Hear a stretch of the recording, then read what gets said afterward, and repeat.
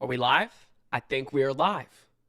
Mess with that a little bit. Should have figured that one out. Hello, everybody. Thank you for tuning in to the second season we're doing this. The Charge on live watch along for UCF versus Kansas State. I am your host, Sean Green. As always, we are sponsored by FanDuel, America's #1 sportsbook. I see through the late night, got 20 on the 6.5 line. Well, that was the time to do it because right now the line is 5.5 on FanDuel. Guys, if you want to make some bets, 9 minutes before the game actually starts, head to FanDuel, America's #1 sportsbook. They've got the best lines for all things UCF. Every single UCF game, that is the place to do it. So head to FanDuel now. I am pleased. I'm always surprised. We already got about 15 of you guys in here.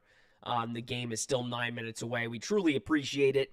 And for those of you who haven't participated in a live watch along and this is your first time, welcome. Basically, now this one's a little bit not unusual. I sometimes do them by myself, but today I'm doing it solo by myself.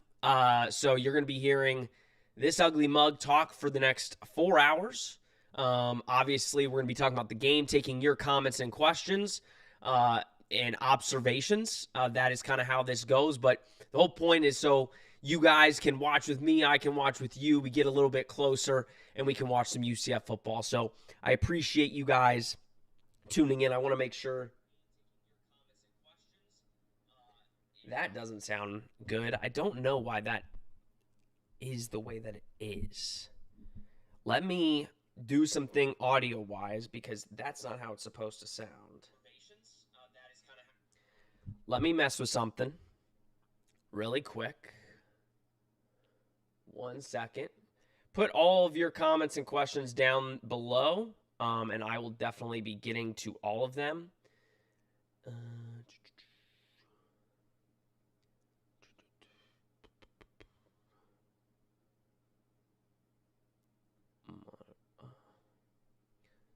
All right. Sorry about that, guys. Luckily, that's why we start early, is because I can test it out and hear why I sound all echoey.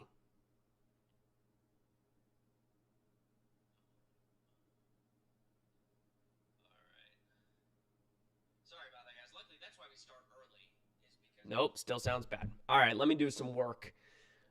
We have a backup, if anything. 1 second, guys.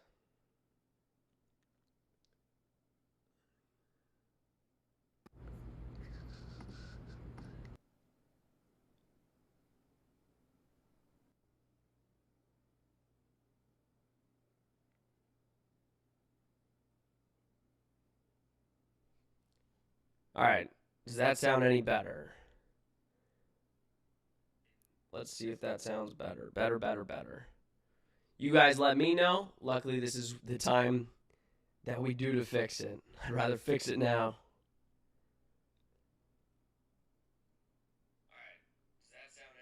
No, that sounds worse. Sorry, guys. Sorry. I do not know why it does this.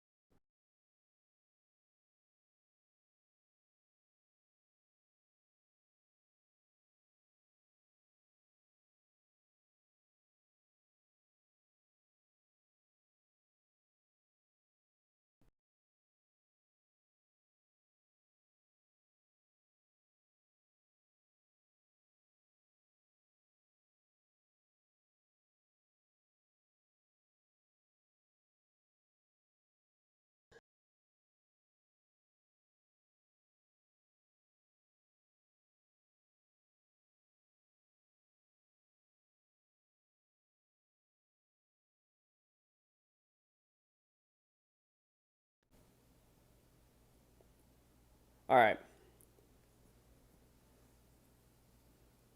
Can you guys hear me?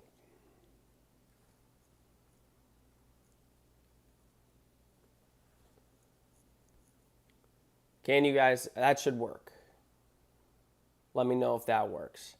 For some reason, kind of happens sometimes. Let me hear how that sounds. Can you guys hear me?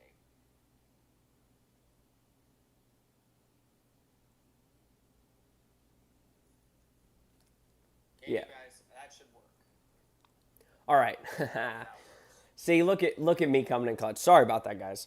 For some reason, I got to do some extra research because my really expensive mic, I don't know, it like echoes. But when I record the pods and everything, it's fine. But all right, let's get to your comments and questions. Luckily, we are in the confines of a quiet place, so this microphone sounds a lot better. Through the late night, what's good? Tapping in from the middle of Georgia. There we go. Duck, go Knights, charge on. Through the late night, hoping for a good one today. Most confident I've been since Colorado, which terrifies me. Well, let's kind of talk about that a little bit. It's very eerie how confident I think I've been. I think a lot of UCF fans have been, strictly for the fact because I think we watched this team last week and we see that they really went out and dominated another Power 4 team. Granted, might be the worst Power 4 team that you'll see this season. No, that's Oklahoma State. But I think eerily there's a confidence. And obviously the tragedy that happened on Sunday night, finding out Monday morning about Coach Sean Clark, I think, I said it on the podcast.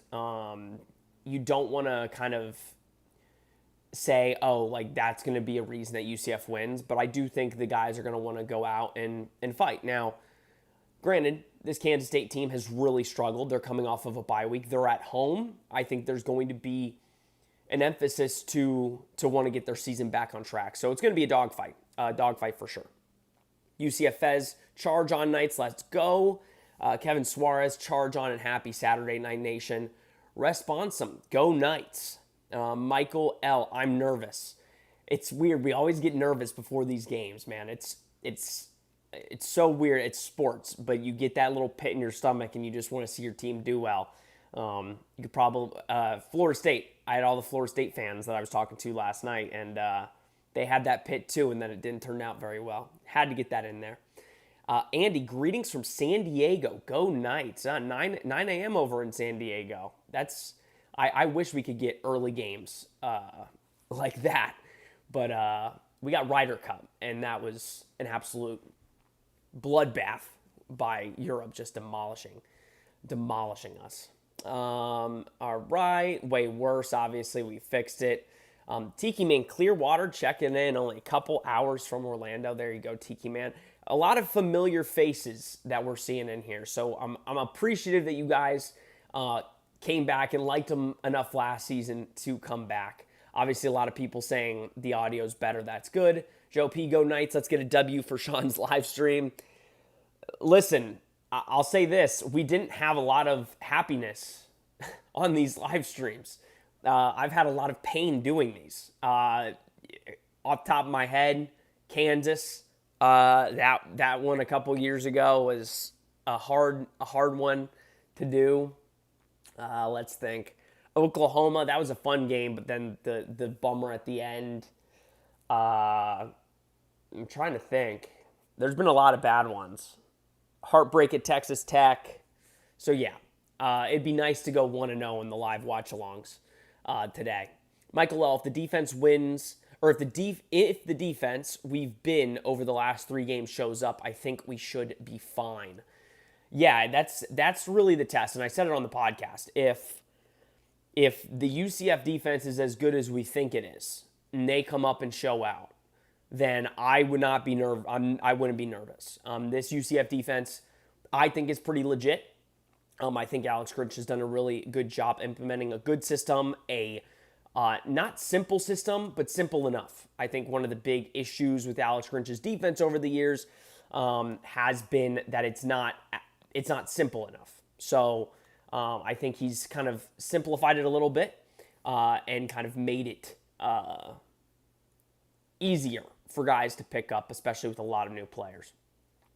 Before I keep answering, just letting you all know, I'll be letting you know the time. Obviously, this live stream is about 25 seconds from where I'm at. So you guys are about 25 seconds from where I am watching. So there might be a little delay when you guys are watching compare, but kind of drop your observations and your comments on the game. I'll get to them, obviously, as the game goes. But it's going to be a little bit behind, as you guys know, that have been here. But those of you who have not, just kind of keeping you guys in the loop there. Got 23 people watching. I appreciate it. Hopefully we get some more. Bring your friends, family, have them join. If you guys want to donate to the show, obviously we do this. We love this. But if you want to donate, there's a donate link down below to donate to Charge On. And we will be donating a portion of any money we make off this live stream to the GoFundMe for Coach Sean Clark, his family. So you do not have to. We appreciate you guys being here, but that is just something that we would love to do.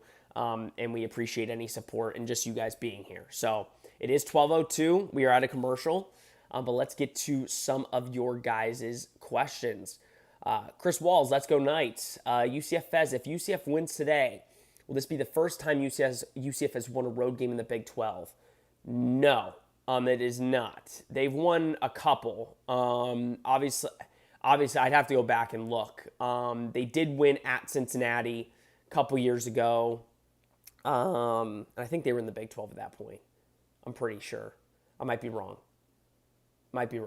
I'd have to go back. If somebody can look up the games that UCF has won on the road in the Big 12. They haven't won many. So that's a good thought process. Chris Walls, the live streams are the only thing that got me through last season. Chris, we appreciate that. It's really the only thing that gets me through some of these games. It keeps me more level-headed. Because if I'm just sitting here watching by myself, I'm ripping my hair out. So we appreciate you guys tuning in and watching. Joe P., pain-free Saturday for the watch-along. I'm willing it into existence. That'd be nice. I'd really enjoy a really calm, relaxing game. And I want to say this. The game's about to start and kick off. But, as long as the guys show fight, this is one of those games where if they lose, it's like I'm not going to be upset about it. It's been a tough week. So I hope that they come out and win here. Kansas State is going to be getting the ball first. First time this season that UCF does not have to start on offense. So that's nice. And it is going to be returned. It is going to be returned, and UCF makes a tackle at the 26-yard line. Breaks a tackle and gets to the 26. Kevin Suarez. Look forward to these live streams. Sean, you the man. Appreciate you, Kevin, as always. You're a true fan. OG right there. AC Flow. Hey, Sean, marching night here. Do you think we're making a bowl game this year? That's the plan. Three games to win in the next 9. So I think it's doable. But all right, let's get to the game, and we'll keep answering your questions as we go. Kansas State 1st and 10. Avery Johnson in the shotgun. This game is underway here. Avery Johnson hands it off and demolished by number 13, Horace Lockett. That's one of the talking points here. K-State cannot really run the ball, but obviously they get their starting running back today, Dylan Edwards. So that is something that UCF's going to need to key in on, and K-State's going to want to run the ball. 2nd and 11. 17 gets sent in motion. Fake it to the running back. Avery Johnson is just backpedaling and throws it out of bounds. So UCF very quickly gets in a 3rd and long situation on the road. Great start by this UCF defense. 31 seconds on the shot clock. They're showing the UCF defense now. So it looked like Horace Lockett got the start today, it looks like. I don't think they have the right starters on the UCF defense today because Horace Lockett and I think Rodney Laura got the start today, it looks like. 3rd and 11, Avery Johnson drops back, and Avery Johnson is going to run for a lot of yards. That is an issue. No quarterback spy there. Avery Johnson runs it up the gut. That's something that he's not done a lot, and on the first drive, he goes and runs. So not a good start on 3rd and long. And yeah, they don't have a quarterback spy in the middle. They don't believe they just aren't trusting Avery Johnson's going to run the ball, and he did. So now you have to put somebody in the middle. That was a 25-yard rush on 3rd and 11. Not discipline. Avery Johnson hands it off to Edwards, and Edwards is going to gash for about 15. So not a great start now. Had 2 good plays, and now K-State is kind of flexing on the run game. Not good. I said coming in that this UCF run defense has been something I was concerned about. They played good last week, but now you've had 2 rushes for 40 yards here, and they're in UCF territory. And they're hurrying up. Lateral pass. And picked off. They run a trick play. There we go. There we go. You run a trick play against UCF and you get picked off. Damari Henderson gets 2 feet in bounds. So that's bad football. Avery Johnson throws a lateral pass. Number 0. I got to find out who number 0 is. But let's see if he got the feet down. Well, that camera doesn't do it at all. But great. There we go. Was not looking pretty, but you already got a turnover early and an interception. Obviously not off Avery Johnson, but off that trick play. And you're taught in football that if it's not there, don't throw it. Well, number 0 threw it. And now UCF is on offense. 1st and 10. They give it to Speedy, and he picks up about 8 or 9. And it looks like UCF is, I don't know if they're huddling or hurrying up. Let's see. What a play by Damari Henderson there. They had that thing stuffed, and now you get offense. Dylan Wade is out today, so that is something that we're going to need to kind of keep in mind. All right. 2nd and 2. 12-18 left. Run it up the gut with Miles Montgomery, and he picks up about 6. Good run by Miles there. Didn't really have any business. Honeck, there it is. Through the late night bang, bend, don't break. Listen, UCF, I don't know if they were in the red zone there, but UCF is top 5 team in the country in red zone defense. So if they can keep that up, UCF's going to have a good chance today. All right, 1st and 10 on the 21-yard line. Taven fakes it to Miles, gets it to Miles, and Miles picks up about 3 on the pass. Good by Taven. Don't force anything down the field. Listen, I think that's the thing with Taven. If Taven can we don't need to force anything. They're kind of showing the linebackers for K-State right now. Austin Romaine, Desmond Purnell, those 2 are going to be, tough to get around. So UCF's going to have to find a way to get them looking somewhere else. 2nd and 7, they run it with Miles, and Miles jumps over guard Melamalar and picks up a good chunk there. It should be 3rd and short. What a jump by Miles. That was kind of fun to watch. Ooh, all right. Early 3rd down. K-State was in obviously they already picked up 1 first down on this drive, but K-State picked up a 3rd and 11. You've got a 3rd and 3. I can't hear how loud it is, so if people can let me know. Obviously, Taven was just grabbing his helmet. It is an 11 a.m. kick there, so it is early, but obviously, I said it's one of the toughest places to play. And they're going to have to call. Did they get it off? And that's just bad execution there. Looks like UCF didn't call the timeout. They got the snap off early or just in time, and Taven kind of throws it low to Miles, and UCF's going to punt. They got some pressure, didn't block number 8, and Taven got killed. That's on Paul Rubelt. Paul let number 8 go off the edge there. Not good offense on the first drive, but you stopped K-State from scoring. I guess that's the positive out of this one. So UCF's going to punt.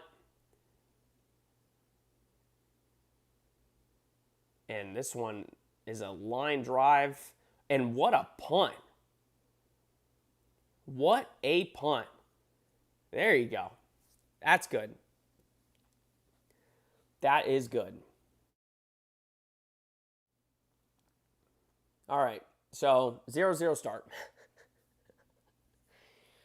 Oh, Lord. It's going to be one of those games, ladies and gentlemen. One of those games. All right, let's read some of yours. Orion the Scholar. Man, you've been blowing up. But I remember you've been a fan of Charge On, so I appreciate you. You're blowing up, sir. If only you were there when I was in school, which wasn't that long ago. But we appreciate you getting in the stream. Chris Wall, still wild. We have a good chance of winning this game. This was before. Yeah, I mean, nobody thought that UCF would have a chance to win this before the season. But this is why the Big 12 is so wild. This is why college football is so wild. Because you can come into a season ranked number 17 in the country, and then literally by game number 5, you are looked at as probably one of the worst, if not the worst teams in the Big 12. I don't think Kansas State is the worst, obviously, and it's going to be tough to beat them at home. Yeah, beating any team in college football on the road is tough, but UCF's definitely going to need to make sure that they account for the Avery Johnson run game, because when enough fans complain about it, usually a staff kind of fixes something. And Kansas State fans have made it a point to be annoyed that he is not running the football. Orion, the Scholar, stopped K-State's momentum. I'm good. Listen, yeah, they came out hot, picked up a long third down on an Avery Johnson run. They were driving the ball, tried to get cute, and UCF stopped them. Granted, on offense, I think there were some good things. They ran the ball better than they have, honestly. But you're going to need to, I mean, the magic number for me is 30. If you can get to 30 points, I think you win this game. But if you're stuck in the 20s, or if you're stuck below 20, it's going to be tough. So UCF on this next drive, you got to stop them on defense, obviously. But on this next drive on offense, you got to get into a rhythm and kind of, again, try and hold that ball away from K-State, because that's kind of what's been proven to beat them. Is obviously in college football, time of possession, if you obviously hold the ball longer, usually you win. But I think UCF, especially on the road, is going to want to have some efficient offense where they keep it away from K-State as much as possible. Through the late night, Paul's been spooking me every game. I don't even think Paul's been too bad. Paul's been okay. I think the tackles have been okay. Pass block, that was really one of the worst pass blocking reps we've seen out of UCF in recent weeks. It's been the run blocking that has been suspect. But the pass blocking, I think, has been pretty good. So that was bad. Like, they doubled the defensive tackle, and then obviously the edge just came over there, and Paul didn't see him. So you can't really blame it on Taven there. You just got to be better there. But they'll show him on the bench, and I'm sure they'll get it figured out. Nick, they got to turn up Taven's earpiece. Yeah, I mean, it's going to be loud there, obviously. So you're definitely going to need to make sure he can hear. Back on offense, a quarterback, or who's number 13? I'll be honest, Barnett. I don't know who Barnett is. But they just ran a quarterback draw, and he gassed UCF for 10. So clearly the quarterback run game is working early for K-State. I think they saw something, and to bring in, okay, well, Barnett is also still in. So, and he just gassed UCF for another 5. And they are hype over on the K-State sideline. I mean, is Avery Johnson hurt or something? Or what? Oh, no, Avery Johnson's the running back. Jeez. So K-State went into the bye week and said, we're going to try a bunch of different stuff. And so far, it's working for them. You got almost a triple option formation in there. They hand it off to 13 again, and he picks up a couple. So UCF's going to get a 3rd and 3 opportunity or 3rd and 4 opportunity. Blake Barnett. Oh, Blake Barnett. Okay. Got you. Freshman. I feel like I remember seeing him. Rated number 1 in the state of Colorado. 159 total touchdowns. This is a very interesting. I mean, I'm going to be honest. They've left him in this entire series. Avery Johnson is playing running back right now. You got a true freshman. And I'll give him credit. He's just reading what the defense is doing. He picks up a first down on the ground again. And now he's getting taken out. But, I mean, UCF, I think, had actually pretty good run defense there. And he just kind of shimmies his way to a first down. I think UCF right now, I think if I'm K-State, I'm seeing, okay, this quarterback run game is really working, which is kind of what K-State hasn't done this season. And I think UCF's going to have to prove that they can stop it, because if I'm K-State, I'm going back to it a lot. And they give it to Dylan Edwards. It's going to be, there's a flag on the play. It might be a hold on the defense, which would be good. Sincere Edwards on the tackle there. Defalk, damn, that was the first real miss by Jackson. Slot was wide open on 3rd down on the out route. Well, he got hit. I mean, he got hit. Oh, offsides on the defense. So there's one of those penalties that UCF, who was the penalty on? Are they going to show?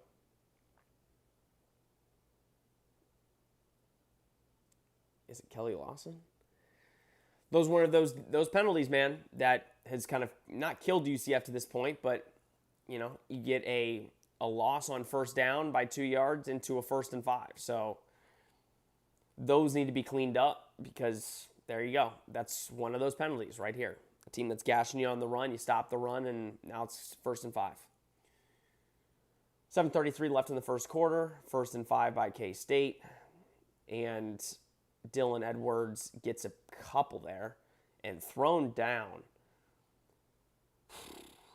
Thrown down by Lewis Carter. Lewis Carter is good at football. Kyle, unable to watch it work. Thank you for the coverage. We appreciate you, Kyle, for tuning in.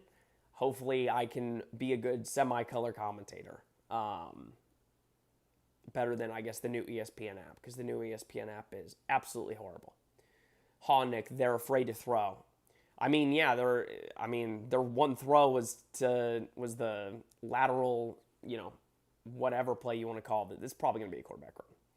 2nd and 3, and Avery Johnson throws a nice ball to number 17. K-State's moving the ball, man. K-State is moving the ball. The real question is when K-State gets into the red zone. But UCF played good coverage there, but Avery Johnson gets out, and now they're going quick. Throw it to number 17 in the flat again, and he picks up about 2 there. So it's going to be 2nd and 8 with 6:30 left in the first quarter. Defalk, well, before he got hit, he just never looked on that side of the field. Yeah, I'm sure he read it. I mean, he probably had. That's all. That's the only problem with Taven right now, is he picks a read, and that's kind of the read for the most part.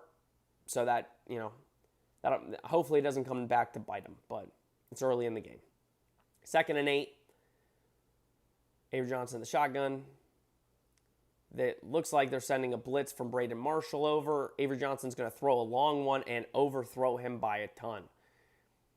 I can see why they don't have Avery Johnson throw the ball too much, because that wasn't that good. It's going to be another 3rd and long situation. UCF's going to have to make sure they got a spy. And listen, I'll give UCF credit. Again, the coverage is pretty good. Like, to also send a blitz from Braden off the side there. Antoine Jackson was in the vicinity of the receiver there. But, all right, big time 3rd and 8 here. They are 31.3% completions on 3rd down. And they've already completed a couple here. And they run it up the gut with DJ Edwards, and it gets swallowed for 2. I think that tells me they're probably going to go for it on 4th down, or they were just trying to catch UCF off guard here. 4th and 6. Nigel Lee Kelly with the tackle. That was great gang tackling there by UCF. And they're only showing Nigel Lee Kelly, so I can't tell if they're going for a field goal or if they're actually going for it. And they are going for it. On 4th and 6, K-State is going to go for it. They're 38.5% on 4th down conversions, which is second lowest in the Big 12. You kind of knew when they went for that run that they were probably going to go for it. Maybe they're trying to jump UCF off sides, and no, they are actually going for it. And Malachi Lawrence is running. And Avery Johnson fumbled the ball out of bounds. Good defense by UCF. I'll give Malachi Lawrence a lot of credit there. He just stuck with Avery Johnson the entire time, ran him all the way down to the 50 or so. Coverage, that was a covered sack right there. Nobody was open, and Malachi Lawrence did not stop. Incredible defense by UCF there on a 4th down. Clearly, again, like I said, K-State feels the pressure. K-State knows that they need this game. They need to kind of start fast. And credit to UCF. That is 2 defensive stops. A pick on the first one, and on a 4th and 6, gets a stop. Good. I feel more confident now that right now the pass defense for UCF is potentially elite. Potentially elite. Default, that was a fumble. Ball better be moved back another 6 yards. I think they did have it. I do think they had it. Rule the fumble. Through the late night, 4th and 6 is nuts. That's why you kick. Yep. No, but I think, to be fair, I think they already decided. They decided the minute they did it, we are going to go for it on 4th down. So I think they were trying to catch UCF off guard. Honestly, I do think K-State, with how they've been running the ball, I think they were like, oh, we feel very confident that we can catch UCF off guard here and pick up a good 4 or 5, maybe a first down. But you do that, you only pick up 2, you're in a 4th and 6 situation. I think they're already saying we're going for this, and ends up biting them pretty bad because now you give the ball to UCF in a pretty good spot here. Not necessarily close, but closer than you would if you kicked or if you made a field goal and had to punt it. But if I look, their field goal kicker isn't bad.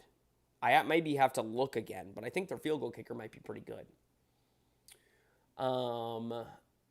UCFS had my heart racing. Let's go D. Yeah, I mean, again, you get nervous in those situations. Usually in years past, it's like somehow something crazy would happen. But credit to Malachi, he stood good. Like he didn't try and get the sack. He just kept Avery Johnson in front of him.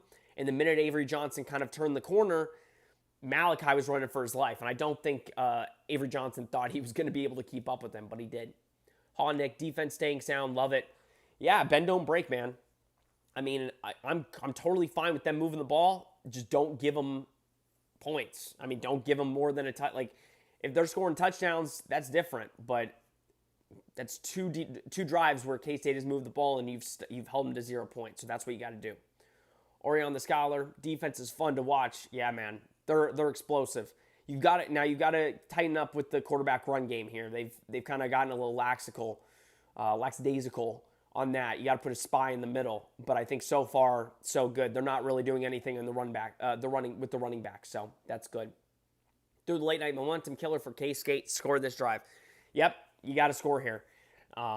Take the momentum. You're on the road.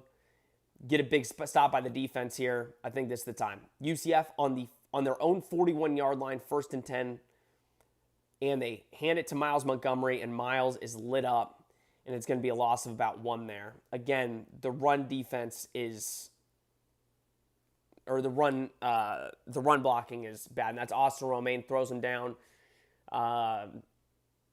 Feel like that should have been a flag there. I mean, I can't hear the whistle, but it seems like they blew the whistle. And he kept going. But 2nd and 10, so no loss. Got back to the line of scrimmage. 14 seconds on the shot clock. Taven Jackson in the shotgun. Miles on his right. They send Dwayne Thomas out. And Taven Jackson, ball gets tipped. That would have been, and Taven Jackson got lit up. Would have been a nice gain, but Austin Romaine tipped it. I want to see this. Where did he get beat?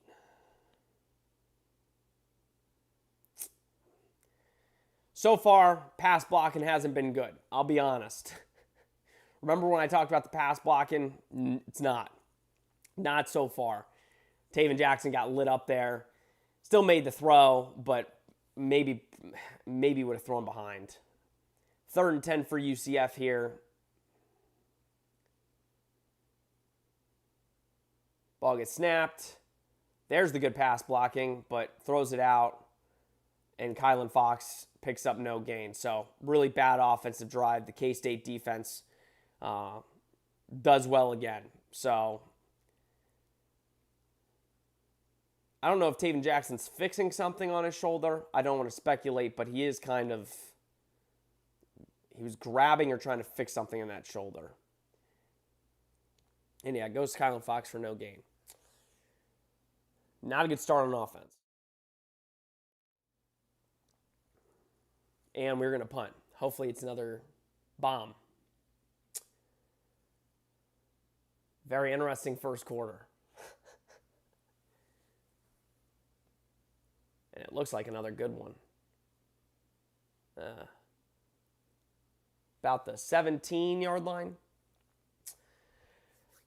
Yeah, Nick, yikes. Offense doing nada. Yeah, that's kind of the that's the not good thing right now, is the offense is struggling. Picked up, I think, 1 first down. Time of possession is heavily in Kansas State's favor. They're moving the ball. They're just not executing. But UCF's offense, I don't think, has much going for it right now. That's kind of the negative. Positive is it's still 0-0. You're on the road. It does look like, and I'm not wanting to, I can't hear the environment. I'm sure it's great. It does look like UCF on offense is a little perplexed, or they don't look as sound. Like Taven looks a little rattled. The offensive line are missing assignments. So again, it's your first real road test, and I think so far UCF offense is struggling to get past that. But obviously it's a long game. You're getting, K-State's having to move the ball down the field. And the defense just, it looks like early the defense is going to have to show up because right now UCF is struggling. Let's read a couple of your comments. Gorilla Guru, let's go UCF. Troy, now let's hope the offense gives the D a little rest. They've been worked early. No rest for the defense. No rest today so far. Kyle, wow, Avery Johnson looks terrible. I thought he was supposed to be some prodigy when he signed to KSU. He was supposed to. Listen, I think he's done some good things today. Picking up that 3rd and 11 with his feet was big. He made one throw on the run going to his left that picked up a first down for them. But hopefully as the game goes on, UCF, he showed a little bit of cracks in the armor there on that last drive on the 4th down. So UCF's going to need to still keep him in their sights because he is electric when he's playing to his ability. He just hasn't this year. Nick, we need some Frost play calling magic ASAP. Well, again, I think UCF had a good play on that 2nd down. Taven just got hit. Austin Romaine knocked it down, and they had a receiver there. I do think K-State watched a lot of film last week, and they are playing a lot of guys up and within that 10 to 15-yard range. And as I said, Taven is money on the short yardage and distances. They are not giving anything deep. They're kind of keeping everything within there. So I think Kansas State learned a lot from North Carolina last week, and the offense is going to have to adjust. Tyler, we are cooked. Tyler, it's early. It's early. The offense doesn't look good so far, but it's early. F3 Spirit Guy, defense going to break if they can't stay off the field. Oh, for sure. You could I'm not to, be a Debbie Downer. I'm assuming K-State's going to go down here and score.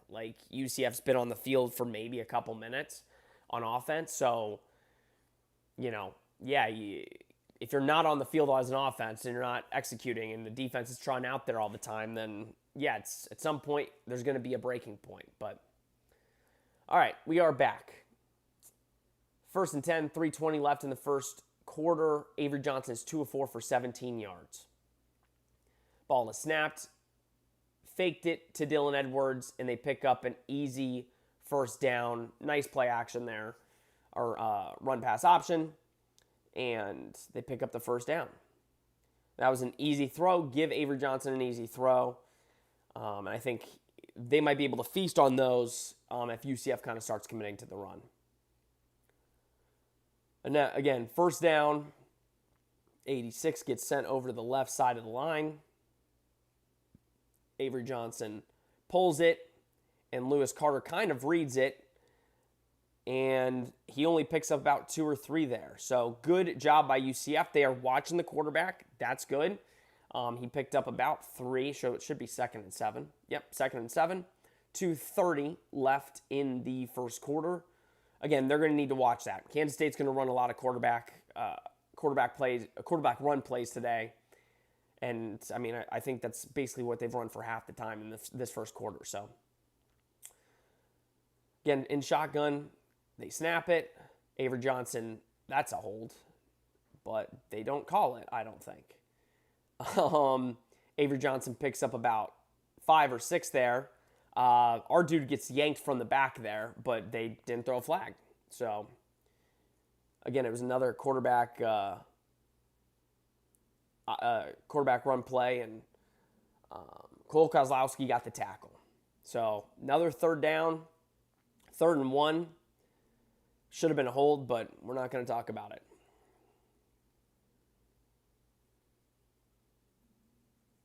And they go.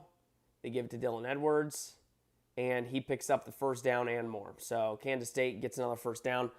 They're not even trying to throw the ball. They threw it one time, and now it's quarterback run, Dylan Edwards run to the outside. They are intentionally just basically trying to wear UCF down with the run game. And so far, UCF has not proven that they can stop it effectively. I think the quarterbacks have run for over 50 yards. Dylan Edwards has 27 yards on the ground, so they're going to run for almost 100 yards in this first half, or this first quarter. 1st and 10, 55 seconds left. Avery Johnson gets the ball, fakes the handoff, throws it, and 12 breaks a couple tackles, and it's a fumble, but he recovers it. Not good. Not good, guys. Difference between us and them right now is K-State has shown that they can effectively move the ball. We have shown that we can't, and Dylan Edwards breaks off a 12-yard run or 11-yard run, and that should take us probably to the end of the first quarter, unless they want to run a play. But the running the ball problems for K-State have looked like they have been solved here in the first half. If I do my math correctly, and my math will be done by this fancy gadget here called my phone. All right, 79 is getting really hype. It's the first quarter, but they are running the ball down UCF's throat. So there is that. But they have 80 yards on the ground, 120 yards of offense in that first quarter, and UCF has 20 yards to 120. So it's not looking good. Not looking good, guys. Obviously, the defense is going to need to come up big here, but through the late night Jack State flashbacks, well, a little bit, but Jack State also wasn't running the ball this good. I mean, they were running the ball well, but not this effectively. You kind of knew, again, you knew that UCF was going to, or you knew that K-State was going to run the ball well, or run the ball with the quarterback.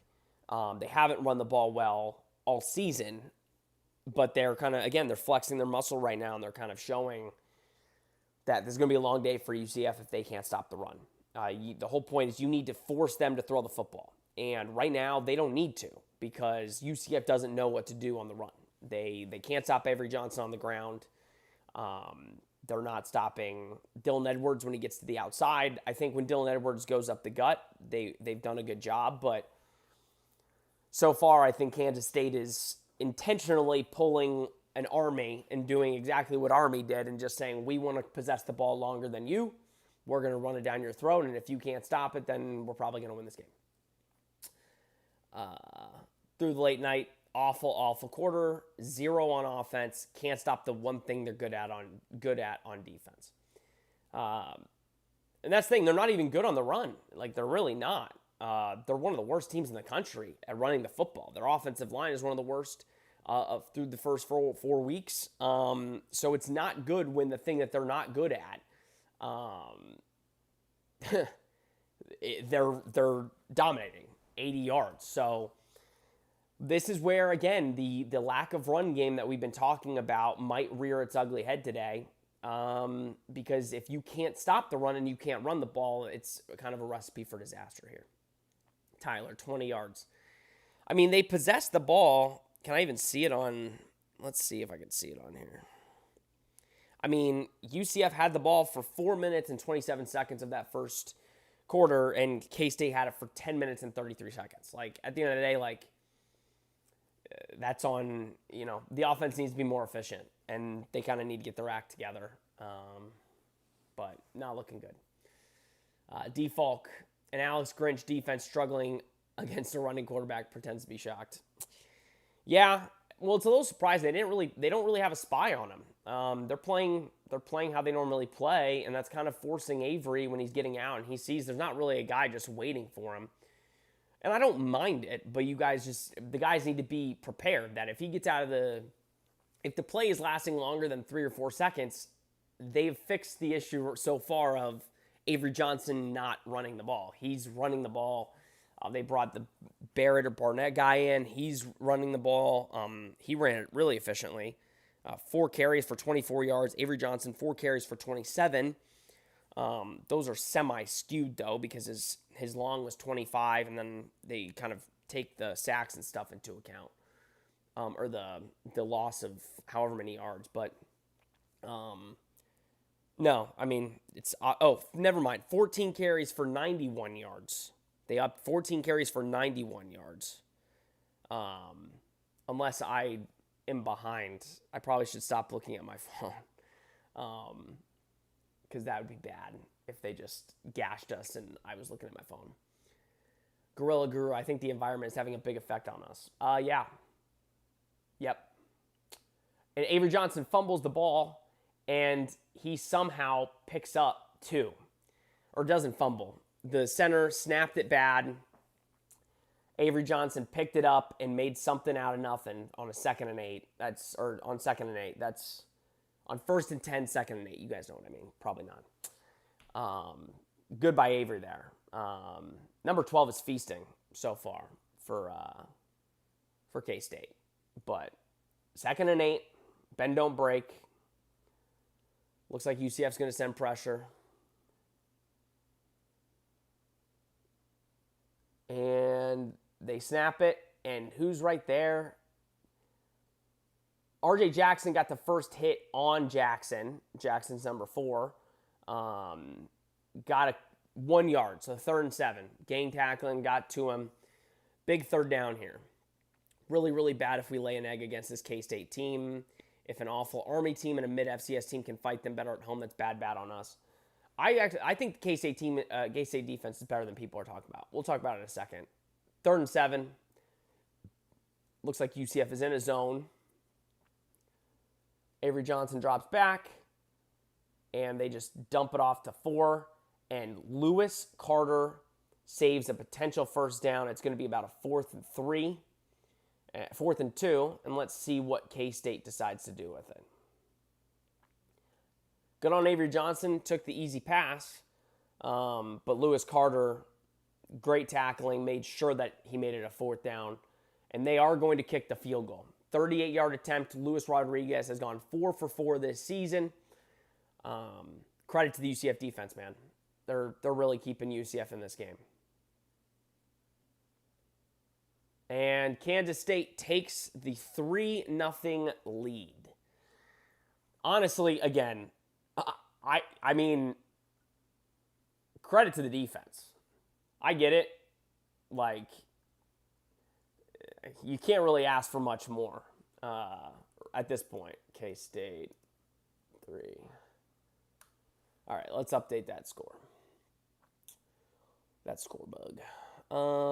Put down your comments down below. That's not what I wanted. Oops.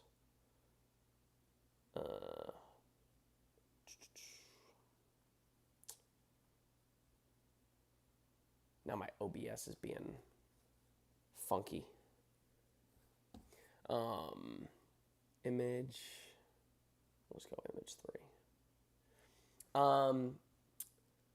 Oriole on the Scholar, good tackle. Yeah, man. I mean, first of all, like, usually in those situations, you're just so far back trying to stop a runner or stop a receiver that you have no business getting to him. But great tackle by Lewis Carter there. And yeah, like F3 Spear guy says, holding them to 3 ain't bad. No, I mean, that is the epitome of bend, don't break. If anybody, we all know what bend, don't break is. Bend, don't break. Do not allow a team when they get in the red zone, or let them move the ball on you, but when they get into these short yardage situations or need it, not allowing them to score touchdowns. So if you're UCF's offense, like, the defense is keeping you in the game. Like, K-State has moved the ball effectively on this defense, but the defense ain't budging. They are keeping everything in front of them. So it's kind of your time to do something. Joe P, really impressed with the defense there. Solid all around. Yeah, like, they're not allowing anything deep. Yes, they've been like, this is the worst the defense has looked through the 3 weeks. That makes sense, though. I think if this defense stops the quarterback run game and really just takes the run game out of it, I think this defense is going to be able to stop K-State pretty quickly. But so far, they haven't proved to do that. But to also the credit, when they get down in deep UCF territory, UCF's defense is coming out. So that's all you need. A guy agreeing, why are you making this team look so good? It's the Big 12. Anything can happen. And they're coming off of a bye week. And again, we do need to put an emphasis that there's a lot going on in these players' minds right now. Like, at the end of the day, that's why I said, like, this is probably one of the only games that I'm going in. And if UCF loses, I know they don't want to lose. But it's kind of like, imagine one of us having to go play a football game after the week that they've had. Like, that's tough. It's not an excuse, and they won't make excuses for it, but it's tough. But at the end of the day, I think they've come out and, the offense just needs to put something together against a defense that they should have some success against. Poor defense there playing so. Through the late night, K-State switching to full Army mode was the most predictable thing ever. Yep, literally. You kind of knew. But again, they haven't been able to run the football, so that's kind of been an issue. Tyler, poor defense there playing so well. The defense playing good. Now the offense is coming on the field, and the offense is going to need to do something. Like, that's 3 rushing plays and 2 passing plays. They've run 5 plays on offense. Kansas State 140 yards to 20 yards for UCF, 1 first down to 9. Like, UCF, it's all been in the offense. 1st and 10, no running back behind Taven Jackson right now. Taven Jackson's looking. They're sending a blitz off the edge, and he gets a 5-yard pass to Dwayne Thomas. Good tackle there by K-State. Again, I think K-State's they know what UCF wants to do. They want to gash you with these short passes and then try and beat you deep. I'm telling you, you want to get away from these linebackers, man. Like, you need to get away from these linebackers. These linebackers are good. I don't care what anybody says. They are good linebackers. 2nd and 4. You got Jaden Nixon, I think, in the backfield. And they are sending pressure, and he throws it to Jaden Nixon, and Jaden Nixon loses about a yard. So they kind of run a halfback screen, if you will, and that picks up absolutely nothing. I think UCF's really going to need to start throwing the ball down the field, unfortunately. I know that's not their game. I know that's not what they want to do. But right now, the short game, K-State, they're sending pressure, number 1, and then number 2, everybody's up. So you kind of have to send guys, out a little bit, because right now everything's short. 3rd and 5. Taven Jackson throws a beautiful ball to Marcus Burke on the right sideline.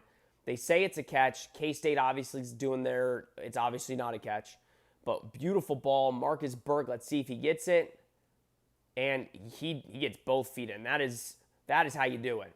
1st down for UCF. They're going fast. Taven Jackson runs the ball, keeps it himself, and picks up about 3 yards. So 2nd and 7 there. Again, I can't emphasize how great of a pass that was by Taven. Stepped into it, made the pass to Marcus Burke, and then Marcus Burke to make that catch. Exactly how you want to do it. All right, 2nd and 7. 11:03 left in the second quarter. Again, K-State is trying to get some pressure on the quarterback here. He pulls it, and Kylan did not get his face around. Taven kind of threw it into a spot. Kylan wasn't looking. And good on Taven. Coached him up there. Kind of just said, it's fine, it's fine. Kylan, I think, knew it was on him. Should have been necessarily more of a comeback. We are in 3rd and 7. That could have been a 1st down there. And this is a long 3rd down for UCF here. You got Wade and Charles, Chris Domercant, and Carl Jenkins Jr. in the game. Going young. 3rd and 7. And Taven should have had a pick.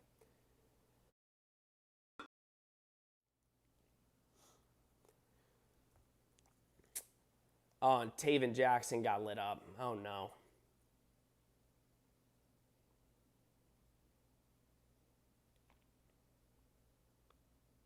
Oh, got hit into his right and his throwing shoulder.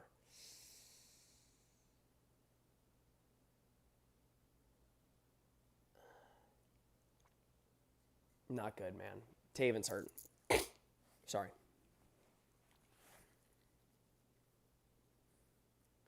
Oh, it looks like he's his left side.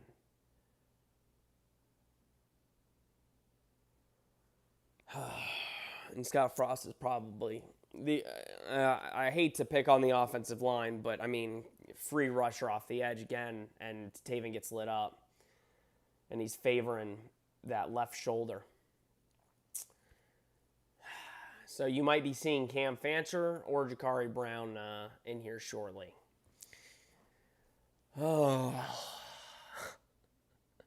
through the late night, we're cooked. Possibly. Not a good start to this one. A guy with green. I went to the last meeting in 2023. That stadium gets packed, but seemingly not as loud as the bounce house. I mean, I've heard the Manhattan crowd is good. But when the bounce house is rocking, it's hard to beat. Nick, I'm guessing collarbone. Yeah, it might be. He literally, it was helmet right to it. Offensive line has not been good today.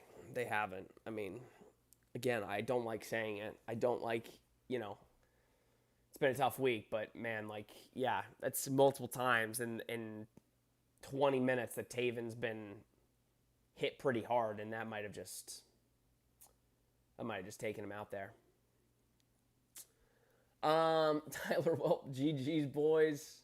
Joe, damn man, hope it's not collarbone. Nick, bring on the Jakari Brown show. No, if anybody comes in, I think it's Cam. I think Cam Fancher will come in.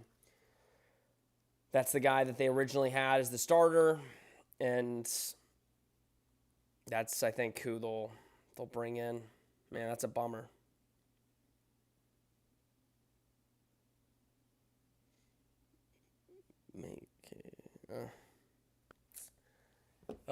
It's his ribs, not his shoulder. I mean, we're not certain, but I mean, he got hit right in the shoulder. Now I know he was grabbing the ribs, but I don't think we actually know. QB carousel never stops. Feel bad for Taven. Yeah, we'll see. Hopefully it's not serious. I mean, Hopefully it was just a stinger. I want to obviously think positively here, but it didn't look good. He was punching the ground. I think he probably didn't feel something very good. Not good. Tyler, I put 280 on UCF, but I can cash out at 203. I'm honestly I would not blame you right now. If you have the opportunity, I can't give you advice, but I would say that might be a smart thing to do. And at worst, if UCF somehow comes out and wins, I mean, then you get the UCF win and you're out $80. But I think any of us will take a loss of $80 for a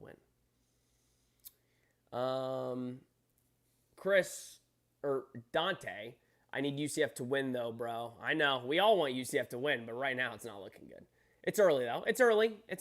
Chris Walls, this feels like 2023 all over again with no run defense and out 2020 or our 2024 offense. The offense looks bad. I mean, the offense just does not look good right now. I think this is where, again, some of the things I've said, and it's just honest, and we've been talking about it, is against North Carolina, the offense was humming. But it was kind of, they were just throwing the short intermediate stuff, and they don't really have a run game. And when you don't have a run game and teams know you're going to pass, it becomes more difficult. And when you're going to throw the ball, you need to be able to throw it in all three levels. You need to be able to throw it short, medium, and long. And right now, kind of UCF doesn't have that long game. Through the late night, there goes the good season hopes. Let's calm down here. It's a long game, long season.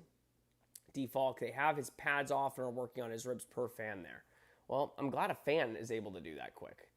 Avery Johnson throws it to 12, picks up about 5 there.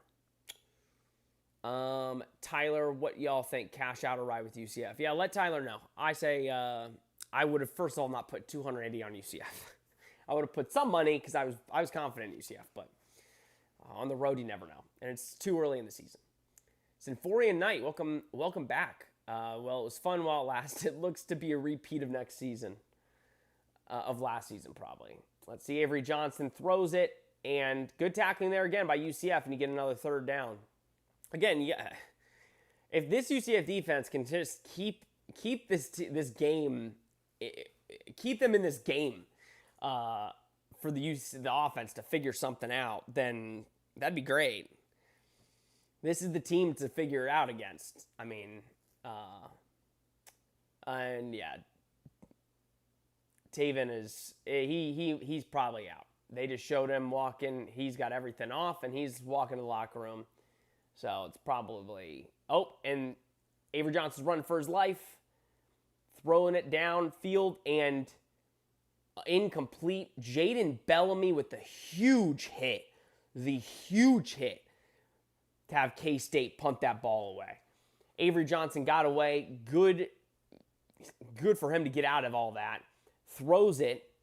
84 didn't really have a good catch on it, and Jaden Bellamy absolutely demolishes Coach.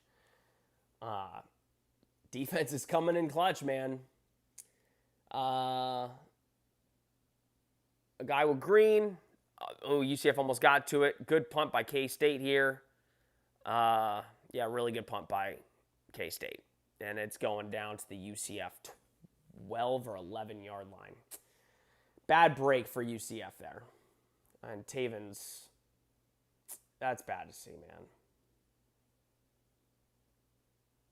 Damn. That's hard to see. Damn. It's probably serious. I mean, or he thinks it's serious because Taven's in tears walking to the locker room, man.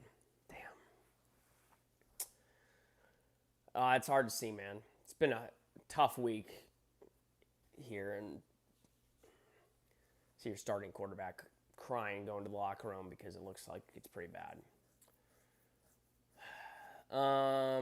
Thanks for the stream, bro. Or a guy with thanks for the stream, bro. It is much appreciated. I appreciate you guys being here, man. It's fun to watch the game and have people kind of in here. So we appreciate y'all. 34 of you. Got up to 40 at one point. But appreciate you guys. Tyler, everybody said UCF always starts 3-0 and then sells. Well, that's kind of usually how it works out now. You see UCF has like 2 cupcakes. Then they have like a kind of tough game for game 3, and they somehow pull it out, and then, yeah, it somehow goes downhill. But this is a different team. It's a different coaching staff. I can't blame this coaching staff. And again, to be fair, it's 3-0. Defense has played good. Offense has been not great. And now your starting quarterback goes down. So it's tough all around. LG Pad, quiet Debbie Downers, game's not over yet. Listen, I do think a lot of people have PTSD. I'm one of those people. As somebody who had to do some of these for the games last season and watching this team last season, just like you all, there is some PTSD still left over. I don't think the PTSD will be gone until the end of the season. So I understand where people just think the games are over. Tyler says, is the UCF backup quarterback any good? And then through the late night goes, not really.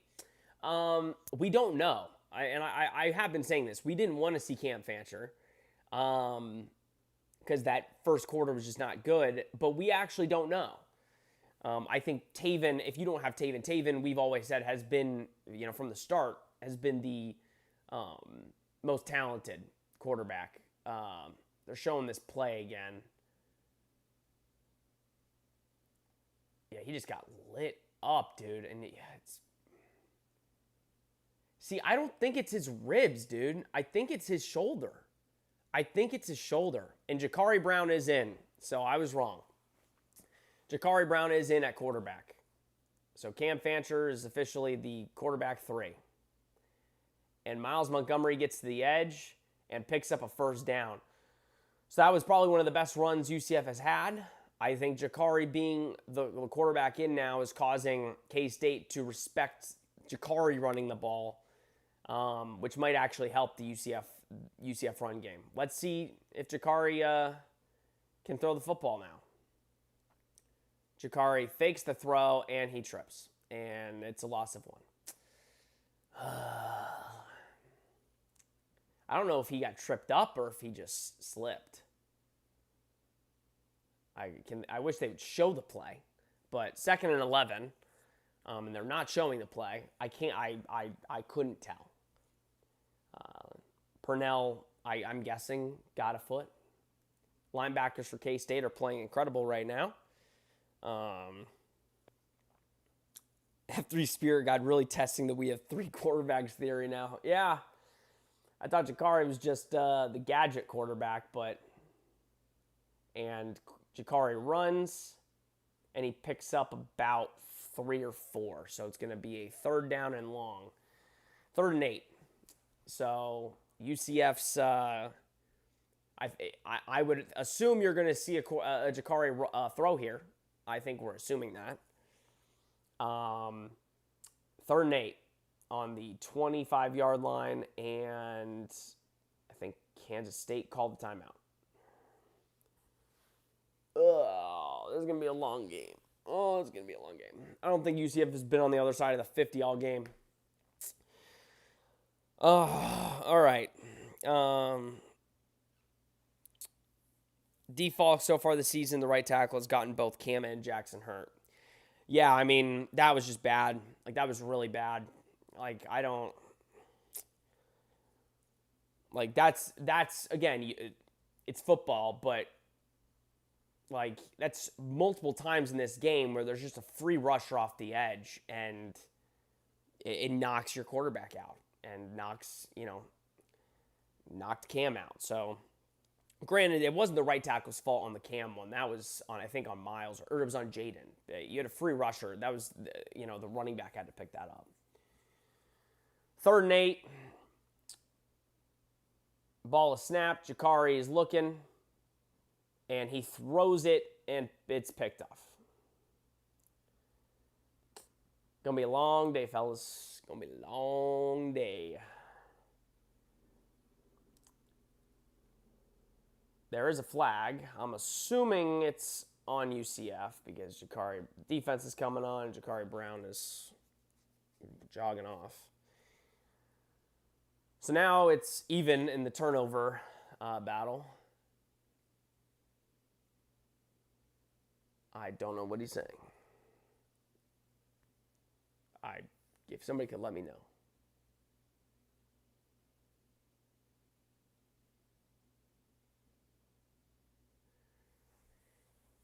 I think that's not a good throw, but also like it was better than usual, and he had a guy in his face. So picked off. Kansas State gets the ball in UCF territory, and Scott Frost is not happy on the sideline. Kansas State has all the momentum here. They've had it for the entire first half. And the ball's at the UCF 26. Let's see if this defense can continue to save the Knights. Oh, it's going to be a long afternoon, fellas. All right. They hand it, and UCF only allows about 2 there. So good run defense there. Through the late night, O-line singularly going to kill this season.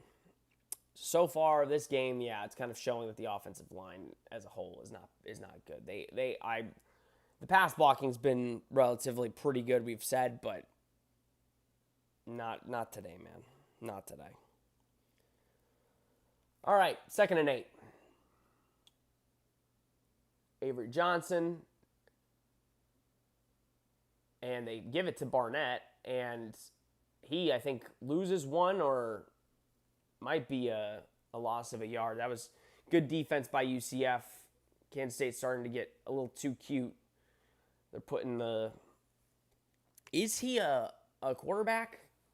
I thought he was I think he's a quarterback. All right, 3rd and 9. Another 3rd down for this UCF defense. Can this UCF defense continue to save this horrid and horrific UCF offense that we are seeing on display today?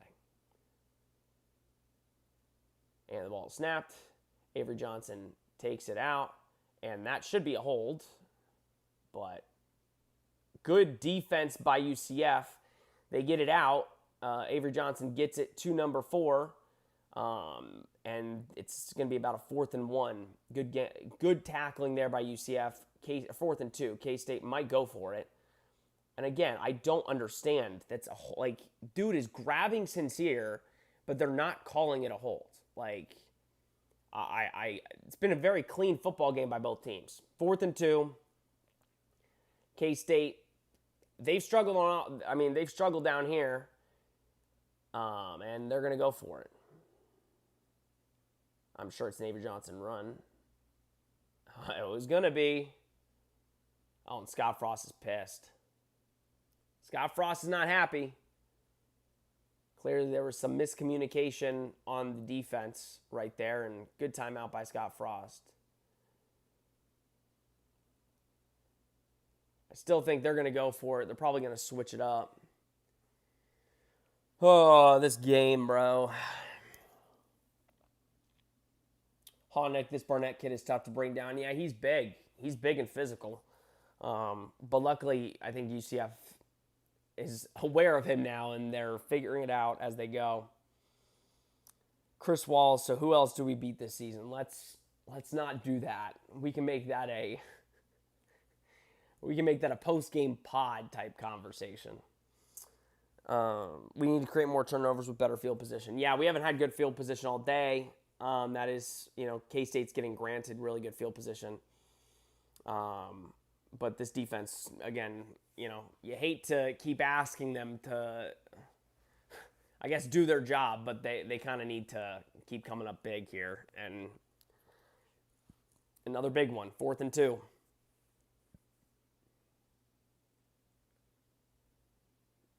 Four seconds, 3 seconds, 2. Ball snapped. Avery Johnson and Malachi just got put on skates. And it might be a touchdown. 1st and goal. Malachi had him. He slipped, and Avery Johnson just runs. Bad there. If Malachi doesn't slip, I think he has him. But again, it's going to be on the 3 or 4 yard line. UCF, the Kansas State is holding a lot. I'm sorry. I'm not trying to make excuses. There's multiple holds here that they're not calling any penalties. They called one penalty all game. And they run it to the outside, and it's going to be again, that should have been a hold. Thank you. That's a hold. What are we doing here? What are we doing? They are holding on every run. It's crazy, dude. Every run they are holding. And I hate to be that guy. I'm not a complainer. So it was a touchdown, but again, a hold was actually called, and it's getting brought back. You got 2 holds on the edge there. 2. 3. It's crazy, man. Yeah, jeez. It's insane. What are we doing? Again, we're not playing good enough to deserve to, win right now. But at least call like you see it. 1st and goal on the 14-yard line for Kansas State. They send Dylan Edwards out. Doesn't matter. And Avery Johnson is just going to run again for however many yards. He is out. They're not playing the quarterback run well at all. They just ran that again, and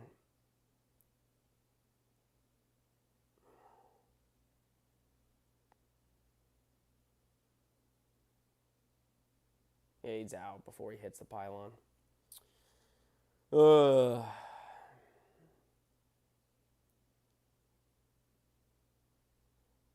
It might be literally on the half-inch yard line or something.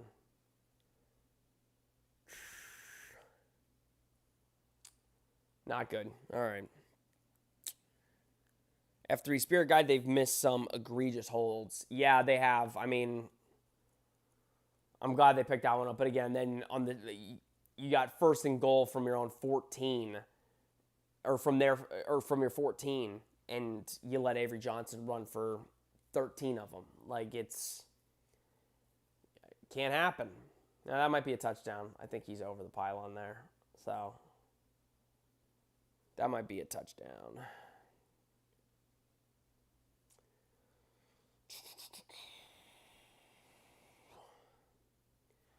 All right, how we feeling? These watch-alongs, I love doing them. I do. But boy, is there just pain watching games like this. Yeah, that's a touchdown. That'll be a touchdown. The ref being in front of it, doesn't help them, but if anything, it'll be on the 1-inch yard line or something, but it should be a touchdown. And maybe literally an inch. Just give them the score. Don't prolong the misery. Call upheld, 2nd down. It'll be again on the inch yard line. Again, I give this UCF defense a lot of credit, but unfortunately with the game that you're playing today, you gotta play your best game. And so far, this UCF defense is not playing their best game. But it's not really their fault. Can't really fault them at all. Michael, I'm feeling like I want to be sick. Yeah, it's kind of how UCF makes you feel sometimes, Michael. You just want to regurgitate. 2nd and goal. Expect a touchdown here. Avery Johnson hands it off, and it's a touchdown. To Jackson. Joe Jackson scores the touchdown. K-State is feasting on UCF right now. And there's not much to be positive about. UCF gets its first half touchdown. And honestly, they did get, to be fair, UCF did get good. They had guys that got past that line, but all the smoke is on K-State right now. They are hype. They are wanting to turn their terrible season around. And this does not look like the same team that was losing to Army and Arizona, they look better. And it is 10-0. K-State is acting like it's their Super Bowl. Well, when you've played as bad as they've played, yeah, like, you have to understand, they've played awful. And they went from being ranked with an expectation that they were going to potentially vie for a Big 12 title to really, like, everybody making jokes about them. So I'm sure there is, I'm sure they're hyped. I'm sure they're gassed up that they're beating UCF. It's tough, man. And you kind of just feel if UCF can move the ball, like if UCF could actually just do something on offense, like this is a tight game. Like K-State isn't. You don't feel like K-State is just dominating. Like, they're moving the ball on offense, but UCF's defense, I mean, obviously, Ja'Carri Brown throwing that pick did not help. Jeez, it's tough. Defalk, all they did was finally tell Avery to run. That was the only reason they weren't doing well. Yeah, but also to be fair, I mean, the offense has looked way better for them.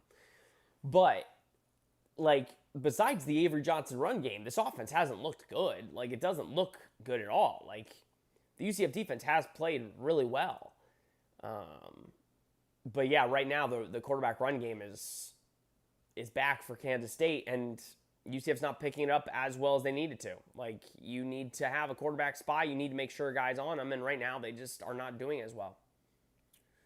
RTax84Z, they need to try Cam over Ja'Carri. I mean, I'll be honest, I don't know. It's like one of those things. It's like, I think you throw whatever guy in there, you hope it sticks. I don't know. Like, that interception was bad by Ja'Carri. Again, I can't blame it entirely on him. He had a guy up the, basically forcing him to throw a weird ball. But Cam's barely been playing. Like, he got out and he was a starter, but I think it seems like they're going to go with Ja'Carri until something happens. I don't know. Default, didn't you mention Jackson grabbing his shoulder earlier too? Maybe it was shoulder and just compounding now. No, I think it's shoulder or something. Like, he gets hit right in that left shoulder. So if I had to guess, it's collarbone or shoulder. I don't think it's ribs. He just didn't get hit in the ribs. Like, his arm is here, so maybe the impact. I think it is his shoulder, though. Tyler, please, God, please, God, just let them put up any points this drive. Listen, here's the positive. Let's look positively. And, yeah, it's on his shoulder. And his arm's in a sling. So, not good. Taven Jackson's out for the game and probably maybe for the season. But you have 3:46. You get the ball to start the second half. If UCF can go do something on offense, like finally have some offense. Sorry, I have to cough. Jeez, you still have a chance to win this game. I know it's a lot to ask for a team that has not moved the ball. But you have a chance. Defalk at shoulder very clear now. Yep. Defalk, I told you. I don't know. We're watching the same game. 1st and 10, Ja'Carri Brown still in there. They run a little trick play, and it loses about 5 yards. That was the closest thing I've seen to Gus Malzahn offense right there in a minute. Lord. Through the late night skirt, I'd be happy passing the 50-yard line. Yeah, no crap. I would be too. Everything is bad all around. All around bad on offense. And you can only ask the defense to do so much here. I mean, you really can't. Like, at the end of the day, if they're on the field the entire game, offense needs to figure it out. They get the ball off. Jakari Brown drops back, throws it, and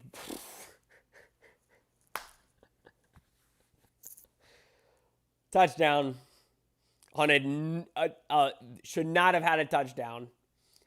Should not have had a touchdown there.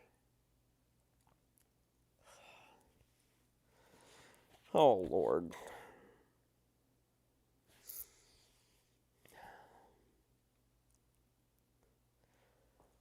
Good touchdown. I'll be happy. I'm happy. I'm happy. If the corner was just mildly decent and put his head in the right position, that's a pick. But we'll take it. I'm not complaining. I mean, we'll 7-10. There you go. See, the game's not over. The game's not over, boys and girls. We're right here. Let me watch this because I'm pretty sure it was not good. Maybe it was an okay pass. I don't know. He put it in the right position. If the corner bit on it quick enough, he could have. But, hey, listen. I'm not complaining here. Let's go. I mean, make this game interesting. Make it interesting. Now, there is a little too much time. So I don't want to be the bearer of bad news. But there is a little too much time on the clock. So this is where the defense get jacked, get excited. I'm pumped. Get hype, chat. Tyler, like you said, get hype. 3-point game. Can the UCF defense do something here? Get a turnover maybe? Am I asking too much? Maybe. Troy, I don't appreciate the way Black was holding the ball as he crossed the goal. Oh, I didn't see that end. Coach him up. Was he being a little, wanted to drop it before? Who did that for us? I can't remember. And there's going to be a run out here. And they get to about the 26-yard line. 26-yard. Prevent a score here, and there's actually a chance. There you go. There's the spirit. And their returner looks hurt. UCF blew up a couple guys on that return game. So, Stetson, that was actually a nice throw by JB. I mean, yeah, looking, Defalk, am I crazy to say that was a horrible pass? So, I'll say this. On the first, just look, it didn't look good. On the first look of it, I'm like, that should have been picked. And again, I do think if the corner bid on it quick enough, I think it might have been at least a knockdown. But luckily, what happened. So I'm not going to complain. We need a couple more of those by Jakari Brown to stay in this game. Nick, whoa, didn't expect that. Aguaya Green, unprecedented. Gorilla Guru, let's go. Tyler, let's go, Maine. Aguaya Green, good grief. Orion, the scholar, this is when blood pressure comes into question. Yeah, blood pressure is high right now. It's high in general, but it's definitely high today. Tyler, come on, brother, be happy. We needed that. No, we did. Semi-luck, semi-skill. It's grainy. Has it been grainy the entire time? No. Semi-luck, semi-skill. But kind of lucky. Pulse, let's go, man. Nick, it actually was a pretty good throw. Troy, I don't appreciate. Yeah, I read that. Michael, we need to stop here. Let's go, D. Yeah, we definitely need to stop here.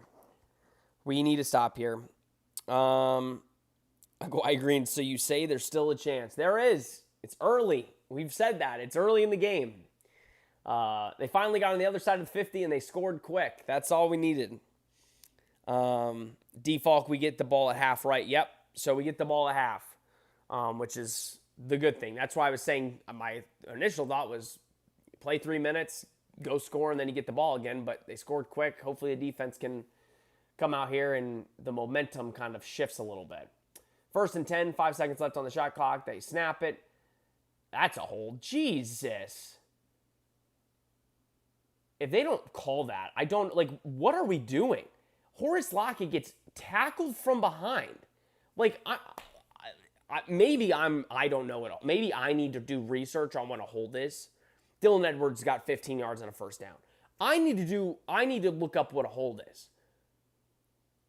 Like, dude is getting tackled from behind. I don't know. I don't know. Maybe I'm wrong. I don't know. This is, like, just blatant. Run it again and clobbered by Rodney Laura. Don't look at him, Rodney. Just go back to the line. 2-minute warning. Lord. It's so frustrating.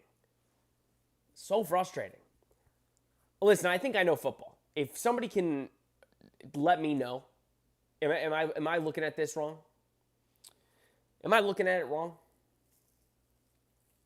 Like, maybe I'm looking at, I don't know. Michael says, no, you don't. That was clearly holding. It's unbelievable. I don't know. Maybe I am watching this with rose-colored glasses. But it's like, I don't know how a guy can get beat and then you tackle him from behind and that's not a call. I don't know. I don't know. Luckily, Rodney Laura came into play. They tried to get cute again and run it, and Rodney Laura came into play. Lord. Yeah, defense is working overtime, and I hope they don't get tired. Offense needs to step up by Exio. Yeah, too much overtime. Too much overtime that they're working. So hopefully, defense can get off the field here quick. And at worst, we go into the half 10-7. Kevin Suarez, it's better to be lucky than good sometimes. That's a fact. That is a fact. I'm not going to front you. Nick, all skill, baby. 50% skill, 50% luck. That's what we're going with. Brian Farmer venting, so much holding. Yeah, I really it's blatant at this point. I mean, it's blatant. And they're not calling. And again, I'm okay. Like, if the refs don't want to call, like, if they want to make it a clean game, fine. But, like, when it's so blatant where, like, a defensive tackle is getting literally held and then tackled from behind as the running back's getting cut to the outside, it's like, I don't know how you don't call it. I really don't. Orion the Scholar, are Big 12 refs worse than the ACC? It's comparable. The ACC is bad. ACC is bad. But the Big 12 is comparable in terms of some of these games. But they're decent. The Big 12 is decent, but yeah. SmackDown, yes, there's a ton of holding, no calls favoring K-State today. Yeah, I mean, to be fair, we had the one offside and they had the holding. So really, it's been a clean game. Like, it has been clean. But also at the same time, K-State's been actually, in my opinion, there's calls that are there. I have not seen a lot of UCF calls that, like, we're doing that should have been called. Michael Horace even tried to sell the hold and they didn't see it. No, that's what I'm saying. Like, he flailed and jumped, and maybe they were just assuming because he was exaggerating it. But it's like, it's so obvious. You got a big man getting held, and you gotta. Unfortunately, this is football. You have to figure it out. Like, if they're not going to call it, they're not going to call it. Wait, what happened? Kansas held her? No, like, Kansas State has been. There's multiple times today where there's no call, and Kansas State is holding. 2nd and 10, we're back. 2nd and 10. UCF's playing a lot of guys out in coverage. And, I don't know what that was. UCF could have tipped the ball down. They didn't. Avery Johnson makes a good pass, and they are in UCF territory. with a minute 53. Number 12 is feasting. I thought Jace Brown, but Tibbs is just going off. Jace Brown has been like I haven't even think I've seen Brown. I don't think I've seen him.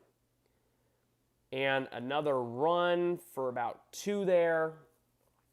Good stop there by the UCF defense. At this point, just hold them to a field goal. At this point, hold them to a field goal, man. Plays in opponent territory. Kansas State 16, UCF 0. Been one of those games, man. One of those games. 2nd and 8, minute 20 left. Avery Johnson gets the ball snapped, looks to his right, and he's going to have number 6 open on the corner there. Lockett. Is that Lockett? Is that what his name is? Good play. Like, again, Kansas State's moving the ball. I mean, they've been moving the ball all day. He got 2 feet down, yeah. All right. 1st and 10, 1 minute and 11 seconds to go.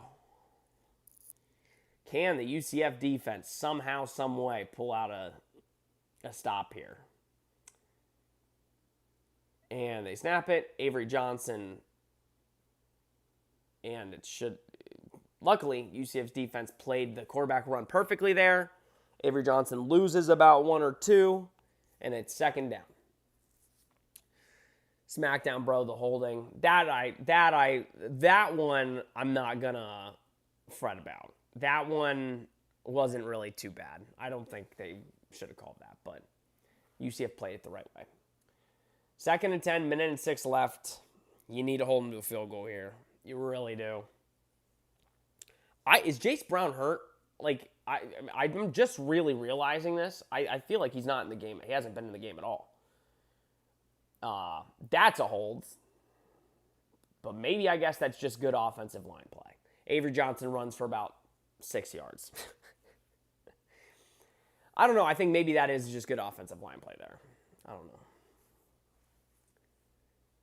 Like, at the end of the day, if he comes and you tackle him there, I'm just annoyed. But, no, I think that was good offensive line play. UCF is getting pressure, and then Avery Johnson running out is... He's had a good game today. Avery Johnson's playing really well. It's going to be a 3rd and 2 with 58 seconds left. And they're going to run it. And good blocking upfield. And, yeah, K-State is running the ball all over UCF right now. All over. The blocking is good. UCF can't really do much. And all the momentum has kind of just gotten taken right back to Kansas State.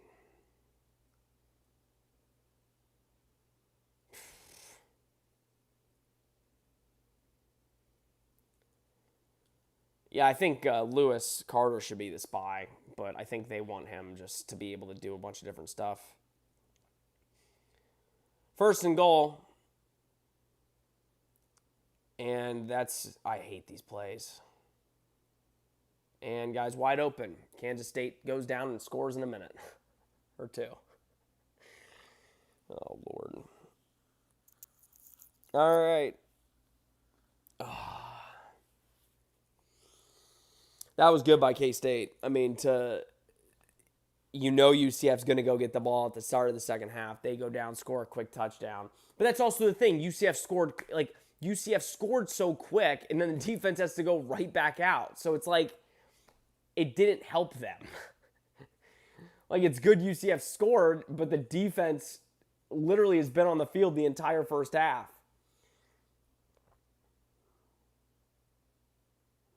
Lord. Not good.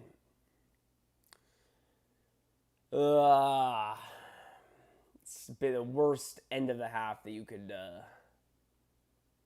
draw up.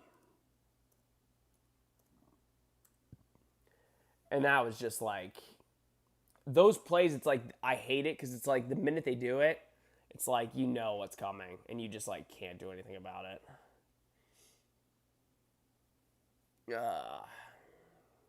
Gonna be a fun halftime, boys and girls.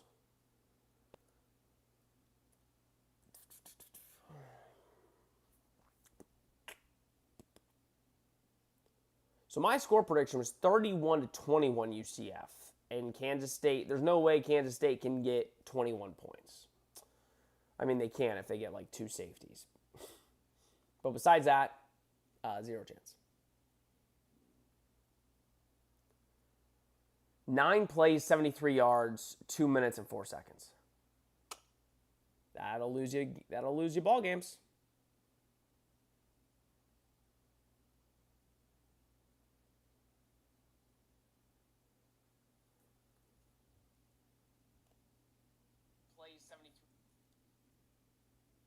Hello? Okay. My thing went a little, I'm just deleting things. I mean, they've had the ball for 10 more minutes than us. We've ran 20 plays, they're 42. The yardage is skewed because obviously we gashed them for like 60 or 70 yards. The UCF has not done well on offense. All right, 45 seconds left. Jakari Brown, 1 of 2 for 82 yards. Jeez. And Jakari Brown is just going to run, and he's going to stay in bounds, and the clock's going to run. And it looks like UCF is saying, we're not calling a timeout here. 2nd and 3, 28, 27, 26. Jakari Brown gets the ball snapped, and it's a fumble. Just go to the half. What are we doing? Just go to the half. Oh, we're running a play. Just go to the half. And Jakari Brown looks like he just got hurt. He was like grabbing his shoulder or something. All right.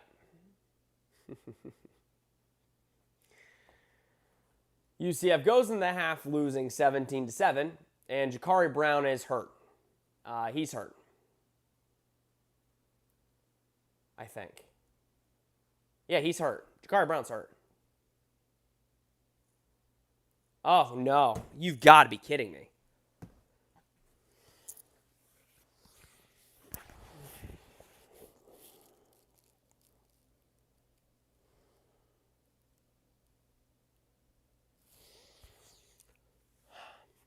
Oh, I think same injury. I literally think same injury. Same injury. Wow. We're down to 2 quarterbacks on the roster. Oh, Lord. Oh, my gosh.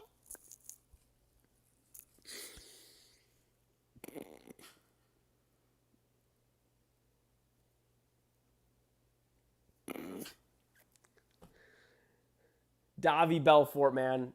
Be the savior, Davi. We're down to 2 quarterbacks. He's hurt. He's not playing. K-State has just dominated. They've dominated.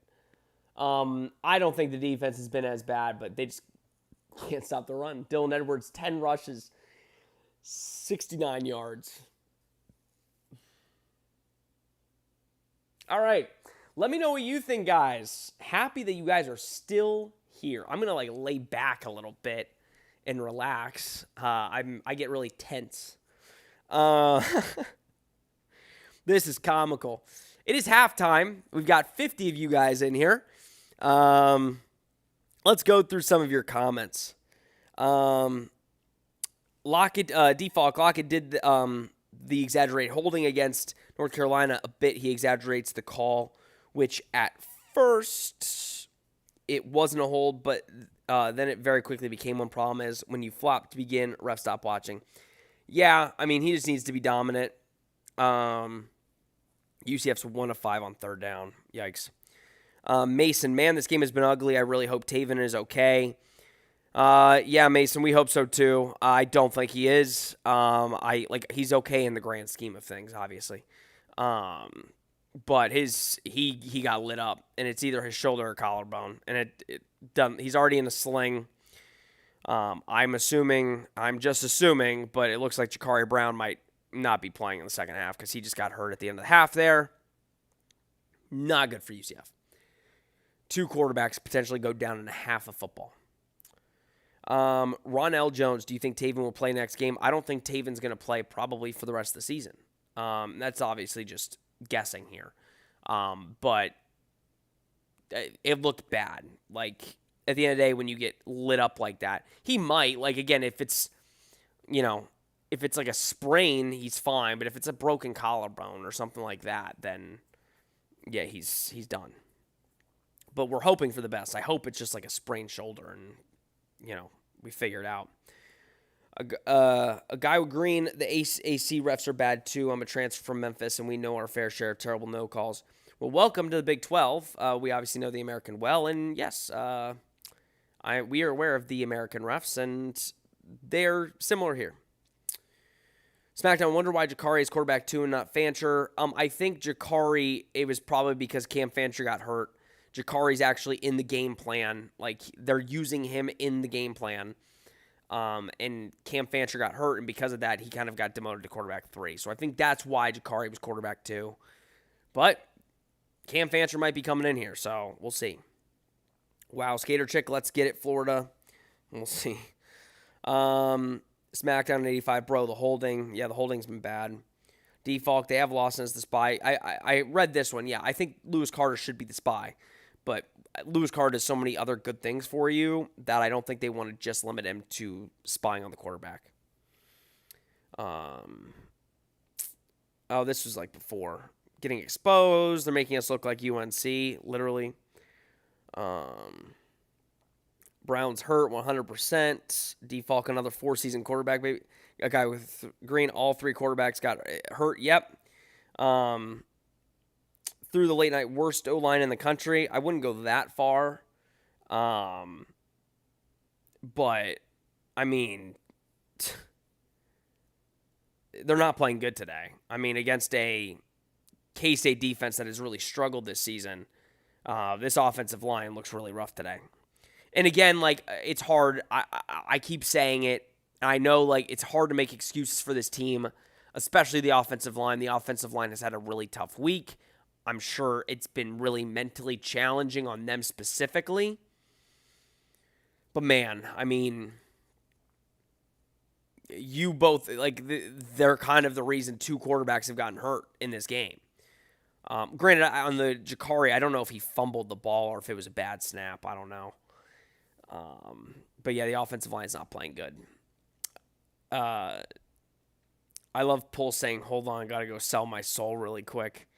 I wouldn't sell it on this game, Pulse. I would hold off. Wait until we play like Texas Tech or something. Stetson, so who's next? So I think next, if Jakari Brown is out, will be Cam Fancher. And if somehow Cam Fancher gets hurt, then Davi Belfort. And honestly, we better hope all of this doesn't happen because UCF only really has like, they do have 5 quarterbacks on the roster, but I literally couldn't tell you the 5th quarterback. I think he's a walk-on. But that'll be the worst possible thing to happen for UCF. Can you imagine, not to put it out into the ether, but like if all of their quarterbacks get hurt like this season? That's like last season it was them picking and choosing like we don't want to start this quarterback anymore. Now it's literally our quarterbacks are just getting hurt. And I feel bad for Taven. Like Taven just it sucks. It sucks. Orion the Scholar, yeah, Cam about to come in. I would assume that Cam is going to be the guy coming in.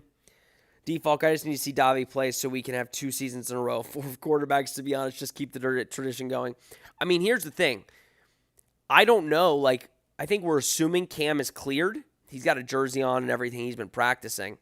But we don't actually know if he's good enough to play yet. Like, if he's healthy enough to play. So I think these are questions that will be answered here in the next 10 minutes or so. But, yeah, man, it's rough. Mason, Chad, are we cooked? Mason, probably.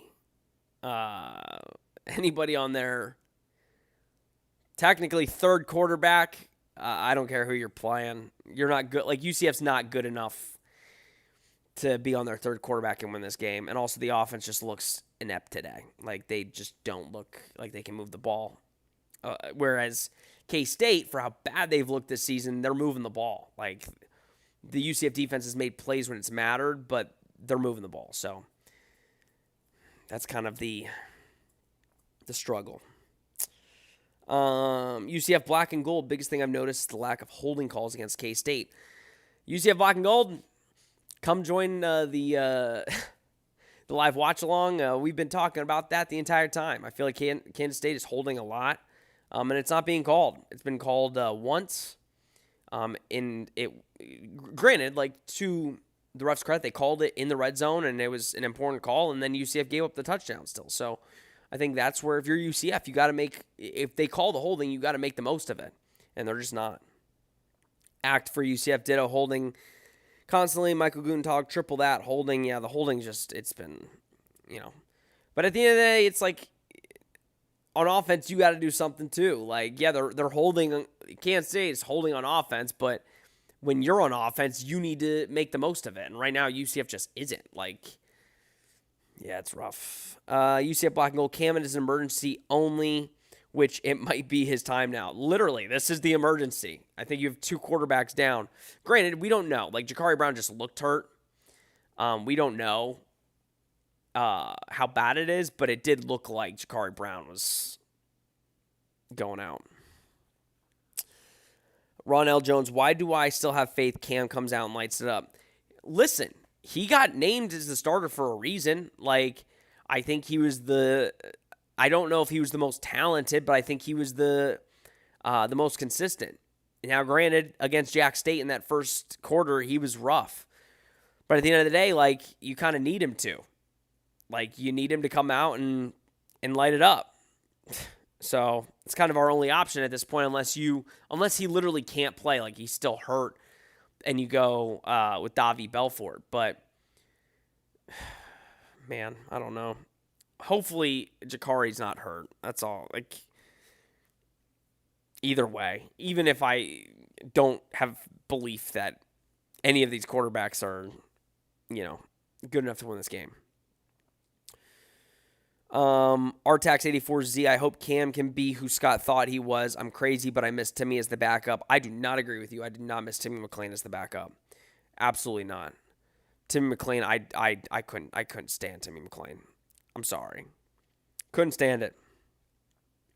Michael L. Brock canceled the other quarterback. I think so. Stephen Leonard, if you're in this chat, who's the 5th string quarterback? I think it is Brock Hansel, though. Through the late night, reminder, this K-State team was a stop away from losing to an FCS and lost to Army, who did lose to an FCS. Yes. Listen, we said we didn't know how good Kansas State would be coming out of the bye week. Like, this team has not looked good. Kansas State has not looked good. They've looked really bad. But I think this just shows you, and I don't want to be like the bearer of bad news, why we've continued talking about how UCF is better than they should be right now, but they're just not there. And, like, this is a year where there's going to be games like this. And ultimately, UCF is only down 10. Like, I know that's, I did pick them to win by 10, but it's like one of those things. Like, they have not, Kansas State has all the juice. Everybody's talking bad about them. They went into the bye week, and now they've got confidence, and it's hard to beat a team with confidence at home. Like, it is, but Jack, we are so cooked without Taven Jackson. We have no threat in the pass game. Jakari severely underthrew DJ Black. So that's what it was half luck, half skill. I think he put the ball in a good position to where it was hard for the defender to get it, but I also just don't think it was a good pass. I think it was a decent pass, but I don't think it was a good pass. And I think that's where, man, like, it's tough. I mean, it's a tough thing to look at, but they're going to have to throw the ball deep. I mean, Kansas State is taking away the short stuff, so you have to be able to throw the ball deep. And as we know, Jakari Brown has not been known for being an accurate quarterback. So we'll see. But also, Jakari Brown might not be in this game. And then you have to see Cam Fancher. And I don't know how good Cam is. We really don't. So, I don't know. Ron L. Jones, I think this game is different if we scored on the first drive. Yeah, 100%. I mean, that takes the air out of the building completely. You get the interception on defense, and then the offense goes down and scores. I mean, yeah, I think that changes the momentum. But at the end of the day, Kansas State has found a groove. The home crowd is on their side. They have all the momentum. UCF doesn't have their starting quarterback, might not have their backup quarterback. So that's where it's like you look at it and you say, like, yeah, like everything is going against UCF in this game. And yeah, if they would have scored in that first drive, I think it's a little bit different. But also, it doesn't change how bad the offensive line has been playing. It doesn't change, how bad the running game has been. Like, at the end of the day, like, they'd all still be the same. So, I don't know. Default time to draft up. The win streak is over tweet. All right, let's chill. I'm going to cough again. Sorry, guys. Getting over a cold. So I don't want you guys hearing coughing. It's early. Who knows? Maybe the offense just comes. I know I'm like laughing as I'm saying it. Maybe the offense just comes out and lights it up. They just come out and light it up in the second half. Who knows? UCF Black and Gold, we have Hansel and Belfort, but did they travel with the team? They should have. Davi, I'm assuming, traveled. That would be something. Maybe Hansel didn't. That would be something, though, if literally UCF, for some crazy reason, Cam Fancher's the only quarterback there. Because then what do you go, Wildcat the rest of the game? No, they have to have that at least Belfort there. Symphornia Knight, this just goes to show you how bad UNC is. I mean, again, yes and no. I think going on the road in college football is tough. It's a tough thing to do. And that's why especially with this team, this is their first real test on the road. They had a rough week. And I think you can't, express that enough, just how tough it is. So, I don't know. I'm not trying to make excuses. I'm not trying to, say that, oh, that's just how bad UNC is. No, I think UCF is better than we thought they would be. But also, I don't think UCF is, you need to be able to beat bad teams, regardless of if you're on the road or at home. And right now, on the road, you're beating a bad Kansas State team. That's right now showing they're playing like we thought they would play. I was so confused. Oh, they're giving a ball away. I'm watching Pitt Louisville highlights, and Pittsburgh, I think defender or offense player scored, and then the ball boy was trying to get the ball. I don't know. Sorry guys, got distracted there. But no, I mean, it doesn't mean that we're bad or good. It just means that right now, we're struggling against a Kansas State team on the road in our first real road test. And that's something that we'll look at moving forward. Star Dolphin Studios, you need to watch more women's sports.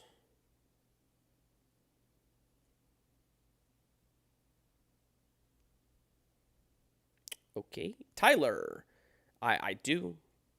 I don't know. That very interesting comment. Tyler, maybe they will come out with some fire. I hope. I mean, that's kind of all that we have right now is if they come out slow and it's going to be a long 30 minutes, but we'll see. Tyler, maybe they will come out. Oh, no. Through the late night, I wondered, did K-State get vastly better, or did UCF get a lot worse? Again, I think some of these comments, guys, and I appreciate the comments. And it is a good question. You can't go week by week and, determine how good a team is or how bad a team is. So, Kansas State, you have 4 games. They're not a good football team. UCF, you have 3 games. They've played lesser opponents, and they've won all 3 of them. Kansas State is coming off of a bye week. I think that's a check. They get a week off to prepare and fix a lot of their things. And a lot of their issues have been not being able to run the ball effectively. You get your starting running back playing full speed today. You get your quarterback to start running the ball more, and I think that's helped them. On the UCF front, it's been a tough week. You lost your offensive line coach. It's a very sad situation. I think that's clearly showing you that it's just been rough, and you can't blame it on the way they're playing.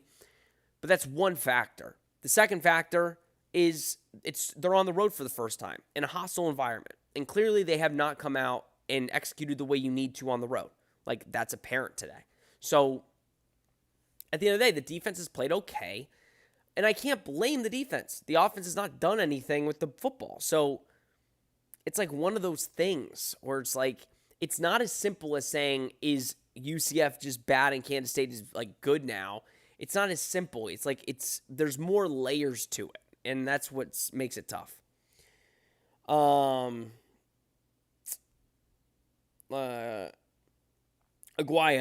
how has K-State been as a second half team, better or worse? Usually K-State has come out and they've played really well. So against what was the FCS team? Whoever the FCS team was, they like came out in the second half and played way better in the third quarter. Like the first drive went down, scored, it was good. But then they allowed the team they played to get back into it. I literally can't remember.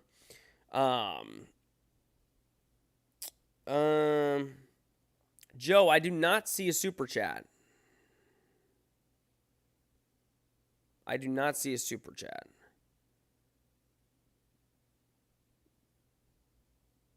Hopefully it shows up. Especially if you sent money. I hope it went through. But I appreciate it regardless. But yeah, I don't see it in here. So I don't know. But Joe, I appreciate it. Hopefully it shows up.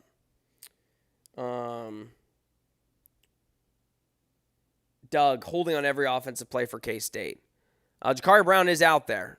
So that's a good sign. So our 15 minutes of stressing about who would be in there looks like Jakari Brown is going to be in there. All right, let's sit up now. We're back. That's interesting, Joe. I would say to try again. We have everything set up in there, so it should work. But we appreciate it. We appreciate you wanting to send anything to us.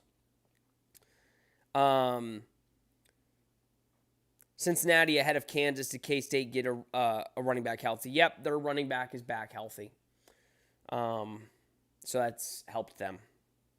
UCF wasn't able to go to the locker room during the half. The entire K-State held them on the sideline, not letting them. What? Really? That doesn't make a lot of sense. Doesn't make sense. I don't know. Did you hear that from a fan? Act for UCF. Seriously, though, how does holding get called so radically different in different game? Hope we start holding this half. Yeah, I'm down to hold. Let's see if they call it. Let's see if they call it. I know you say it's a joke. I mean, I'm being honest. Let's see if they call it. Doug Whalen playing Zombie Nation going into the second half.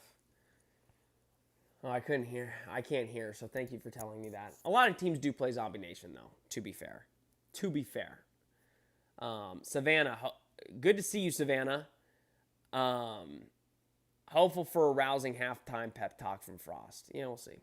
Michael, he was making a holding joke. LOL. Oh, I got you. Oh, we're started. Jakari Brown runs for 1 yard. Again, the tackling by Kansas State here is... I know it was a joke. I can't think straight. Oh, Joe, you didn't need to do it, brother. Joe, that a lot of that will be going to the Clark family, so we appreciate you doing that. We appreciate it, Joe. If you guys didn't know that, yes, a portion of all the money we make this week will be going to the GoFundMe for the Clark family. So, Joe, we truly appreciate that, man. You really did not have to, but we truly do appreciate it. That means a lot, and I appreciate you guys hanging in there with me. But appreciate it. Hopefully that donation helps UCF. It has nothing to do with UCF coming back, but hopefully it helps a little bit. So we appreciate it, Joe. Everybody say thank you to Joe. He helps us do what we do by doing stuff like that, so we appreciate it. 3rd and 7 for UCF. That was the best part of my day, Joe. And besides this game being as bad as it is. All right, 3rd and 7. Jakari Brown drops back, and it looks like he's going to run. K-State just locks it up. So UCF is going to punt. That's the thing. When Jakari Brown's in the game, I mean, there's really no threat of throwing the football. So that's kind of the problem right now. Is he's dropping back and he's just wanting to run, which is probably what they're telling him to do. But K-State, they're playing so many guys up that you know it's coming. Like, you have to be able to beat teams deep, and they just are not right now. It's a tough watch on offense, for sure. Tough watch. And we're punting now. Punting has been probably the best part of our day so far. Punt came back a little bit. Oh, guys, I appreciate you being here. Because, boy, this next, I don't know how many more minutes is really going to be interesting. I can't stress it enough.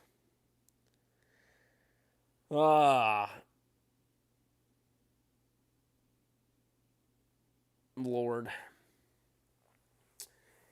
All right. Defalk, we may see the first ever goal line defense by Kansas State on 1st and 10 as they know he isn't going to throw. That's what I'm saying. Like, right now, Kansas State is playing it exactly. Like, this is why Jakari, I think, is perfect for, like, gadget plays. Like, come in, run a couple times, get out. Like, those are the moments where you can feel confident. Him as a starting quarterback, when you know his best asset is him running the football and not throwing, makes it almost impossible. And I like Jakari, I just don't like him throwing the football. But Kansas State, to their credit, they did their research on Jakari Brown and said, we are going to force this man to just run all over us, and we are going to play 8 up and hope and pray that we can tackle him. Yeah, it's rough. Symphorian Knight, it's so over, 8-game losing streak incoming. Let's not, all right. Listen, let's get a timeout here. The vibes in the chat are low. It's low, and as they should be. I get it. Starting quarterback is out, maybe for the season. Jakari Brown's not playing well. It looks rough. You can't really get any offense. Defense is on the field for a long period of time. So I understand. I get the frustration. There's still a lot of time left. A lot can happen. So maybe that's me just being naive. Possibly. I mean, possibly. Let's not kid ourselves here.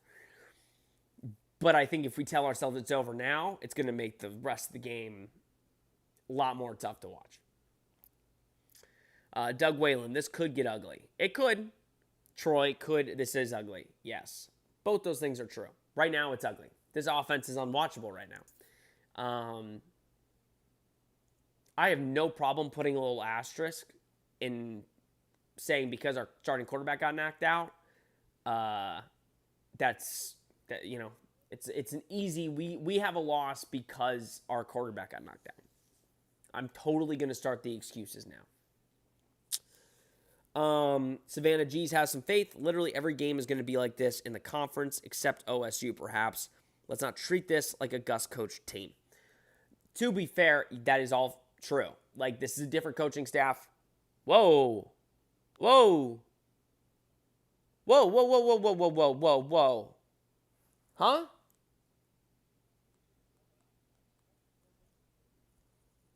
Chat.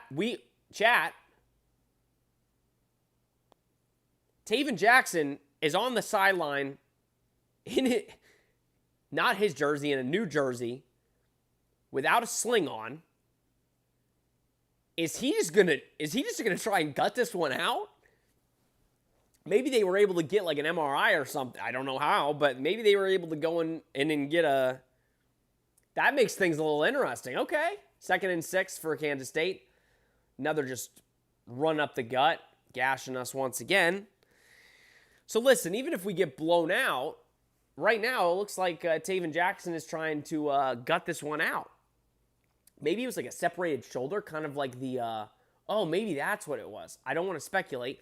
Maybe it was similar to the Dylan Wade injury last week, where he kind of had a minor separated shoulder. He's out today, but they kind of aren't expecting it to be a long injury. Maybe it was just separated or something. That makes things really interesting. Can't stop the run, so that's that, but pulled by Avery Johnson. He throws it, and Avery Johnson just looks like himself today, which is really annoying. It's really annoying. Going to the left, throwing, and hitting it right where it needs to be. It's really frustrating.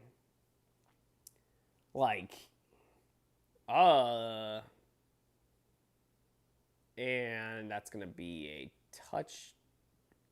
Not a touchdown, but close to it. Now the defense is getting leaky. Now the defense is, Kansas State is just doing whatever they want.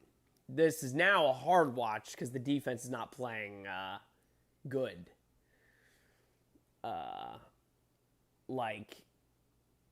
Kelly Lawson needs to get out of the game. I'm sorry, Kelly Lawson needs to get out of the game. Hate to be that guy. Kelly Lawson needs to get out of the game. Dude runs a wheel route, and you are just, in no-no land. You're, looking everywhere but the actual guy. And that was about a 1-yard run. So they've got 2nd and goal on the 1-yard line. Mr. Miyagi came in the locker room at half and treated Taven. I'll take it. I don't know how much better the offense will be, but at least it's good for the rest of the season. It's good for the rest of the season. That's all we're going to say. 2nd and goal. 2 trips, 2 touchdowns to the red zone. So that red zone defense is going to take a little bit of a hit in the rankings next week. And another touchdown. So 3 touchdowns for Kansas State. Oh, Lord. Yeah, defense is leaky right now. They're letting that. It's bad. Defense looks really bad right now.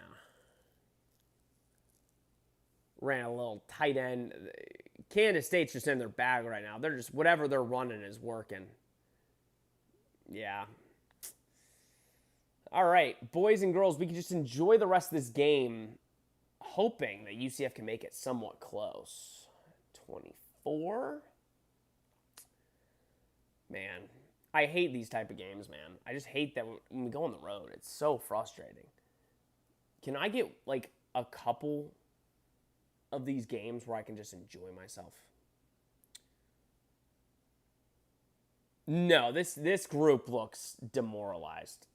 Right now, rightfully so. They just look like they're getting punched in the mouth and they don't know how to respond. You get the ball to start the second half. It's the worst start of the quarter you could have. Get the ball to start the second half, 3 and out, and then they go down the field in 3 plays and score a touchdown. 4 plays. It's very unwatchable. Very unwatchable.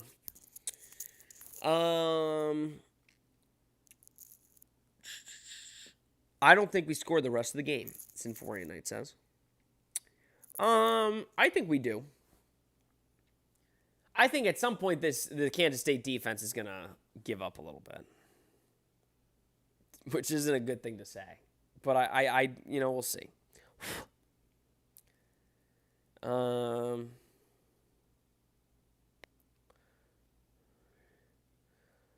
Sending a text right now.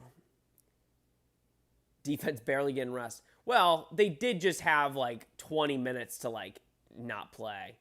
But yes, they are out on the field for a majority of this game, which is crazy because it's last week you'd look at it and the offense was just so efficient and it was so even in terms of just moving the football. And now it's just not good. Can't fault the defense. Yeah, definitely can. They are trash and run defense of the offense has quadruple time of possession. No, you can fault them now. a little bit. But yeah, like at the end of the day, like it's tough when the offense is doing absolutely nothing. And that just shows you like elite defenses though, like, and this is where like I think this is a good metric for where UCF is. Elite defenses, it doesn't matter how good or bad the offense is. Like you look at Iowa, right? Iowa's offense is so bad, but the defense just plays elite every week, right? UCF is not an elite defense. And I think there was a lot of assumptions like UCF's really good on defense. No, I think they're good, but I think this is showing you some of the things that I don't want to pat myself on the back and say, like, I'm Mr. Know-It-All, but I said, like, against some of the worser teams, like the Jack States of the world, and, you know, the running defense was a little leaky, and I said that could rear its ugly head. And it is today. I mean, it is. They're not stopping the run. Around.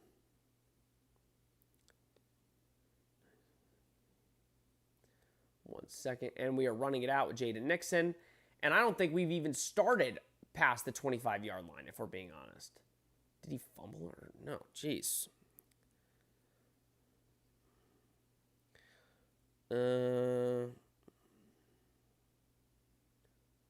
All right. And Taven Jackson is coming out. Taven Jackson is going to come back in at quarterback for UCF. He is wincing. He does not look comfortable. What a baller. What a baller, dude. It could go really downhill here, but it was already downhill. So let's just get some reps. Miles Montgomery picks up about 3. So 2nd and 7. And they've changed the offensive line, which has kind of been what they've been doing anyway. So you got Jabari Brooks in there. You got Cam Kinney in there. They've been doing this every single game. So this is, I guess, nothing new. First half, Keegan and guard play. And now Cam and Jabari Brooks are in. Caden Pining is in right now. 2nd and 7. Miles Montgomery gashes him. Miles Montgomery, run. Great run by Miles. One of his longest, if not his longest of the year. Great run there. Default, it had to have been a separated shoulder. They popped it in and drugged up a bit. No, literally, yeah, I think that's what it is. That's why I said that makes the most sense. Shoulder got popped out, so literally the same thing as Dylan Wade. And he probably just said, screw it, put me back in. Which is good for him. That's a baller move right there. Big run by Miles there. 1st and 10. And Taven, that's a brave human being. Taven Jackson loses a yard, pulls the ball and runs it for a loss of 1. Man. So that was our first play in Kansas State territory all day. First play. Default, calling him a baller could be a huge mistake if this offensive line performs like it has been if he gets hit hard again. Still a baller. I mean, he knows what he's getting into. So for him to say, put me back in, I mean, still a baller. 2nd and 12. Taven Jackson throws it. And a drop. DJ Black had it in his hands and dropped the ball. Wasn't an awesome, it was as good of a throw as you can make. And again, the ball was in his hands, but you had 3 guys around that. But Taven, I definitely did not want to. Yeah, that should have been a catch. DJ Black got to catch that. Should have been a touchdown. All right. 3rd and 12 on the K-State 32-yard line. 5 seconds on the play clock or shot clock. And they're sending Miles out. Faked it. There's nobody open. Taven's going to run for it. Taven's going to pick up the first down. Did he slide too early? Taven just slid too early. Oh, jeez. All right, that was not... He didn't need to slide that early. I don't understand why he just slid like a yard before.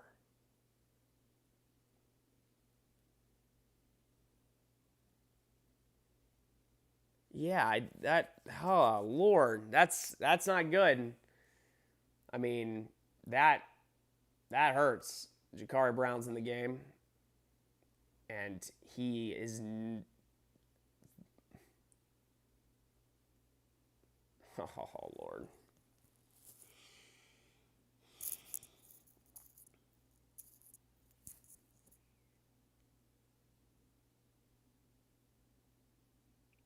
Hopefully he was down.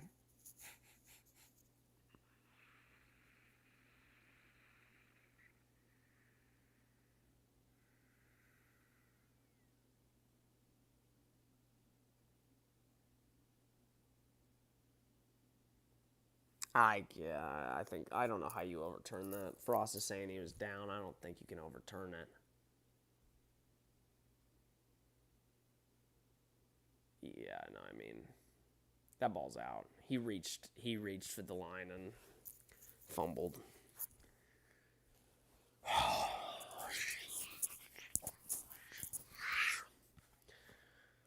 Oh, bad football, man. You had the first down. Taven slides a yard or too soon, and then that happens. Aguirre Green, I'm going to call this team an Uber to help get this team down the field. Yeah. I mean, at least they moved the ball there. I mean, but you can't slide. There was nobody in front of you. You could have slid, that is awareness. He didn't have awareness there. He slid too early. And then on 4th and 1, I don't mind the Jakari run call, but it is obvious. It is too obvious. And then you can't fumble the ball. You can't reach out and fumble. You can't do that. Oh, Lord, dude. It's so frustrating. It's this, you actually aren't, that was a fine drive. You're moving the ball, and you just can't help yourself. Default, the negative of not having a big back. Yeah, I mean, they don't, and that's the issue right now. Your big back is Jakari. Nick should have had a touchdown, terrible drop in the end zone. Yep, nope. You had the drop by DJ, which should have been a touchdown. You have the Taven run that he slid too early, and then you have the fumble by Jakari on 4th and 1. I mean, that's 3 plays, right? That's losing. That's those are losing plays. Well, at least he slid this time, so he did learn from McKenzie, who told him to slide. I mean, yeah, but I think that he's been on record saying, you pick and choose when you slide. If you need the first down, you go get the first down. The slide was the right move there. He did it early. It was 4th and 1. He didn't need, it was 3rd and 11 or 3rd and 12. He ran. Nobody was coming. Somebody was there 5 yards in front of him. He could have easily just took one more step and then slid. But, yeah, man. Bad. Symphorian Knight. How do we have 2 straight years of a garbage quarterback room? I wouldn't say garbage. I just think, again, that's tough, man. Oh, man. Defalk, he's injured. I don't blame him I don't blame him for sliding. He made the right decision. But what I'm saying is, it wasn't like the guys were ultimately so close to him. They weren't insanely close. What are they saying? Yeah. He's not on the ground. He's not on the ground. What does Mike Pereira say?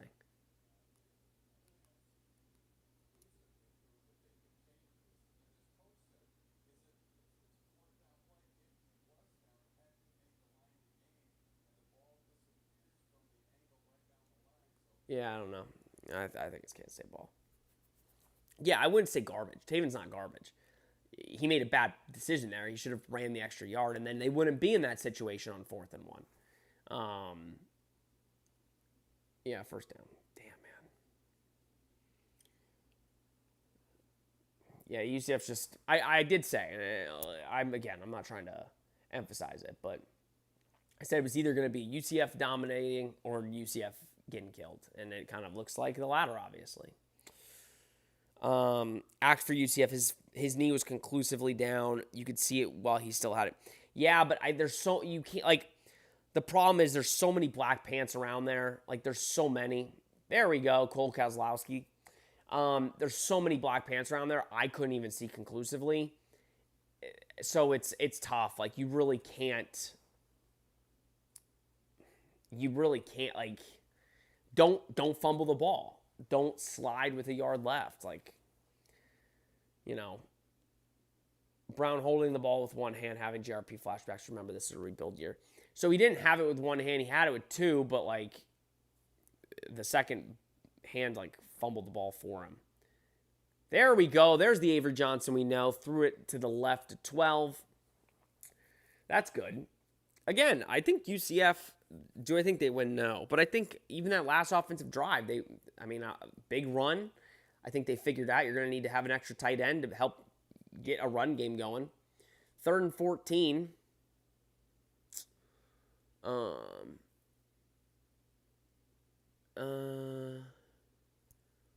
and 14 here. 14 seconds, 13 seconds. Avery Johnson step back, and he's going to run. He gets slipped up a little bit, and he picks up a good chunk. He picks up 12. And Avery Johnson getting up a little gingerly. So it'll be 4th down. Kansas State should punt. 4th and 3.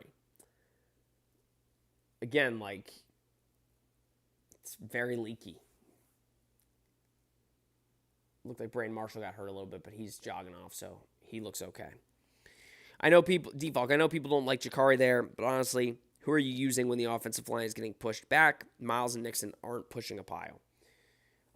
That's the thing. Like, I do not mind the Jakari run game. Like, I don't. I like it, especially in 4th and 1 situations. Like, you can't. Oof, yeah, Braden just wailed on him.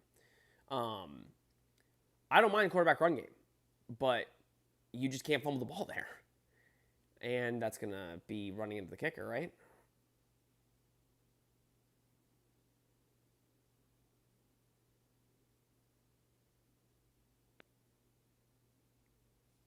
The punter looks excited. Maybe because he had a really good punt. I don't know. Yeah, I guess. But no, like, I mean, I don't hate the run thing. It's just, you can't fumble, and then, you can't slide with the yard left. Too many mistakes. But also, again, to be honest, like, again, UCF just does not deserve to win this game. Like, they don't. So, like, it's like these are the mistakes that they're going through, but they don't deserve to win. I mean, Kansas State has been the more dominant team. They look better in every facet of the game. That's what it is.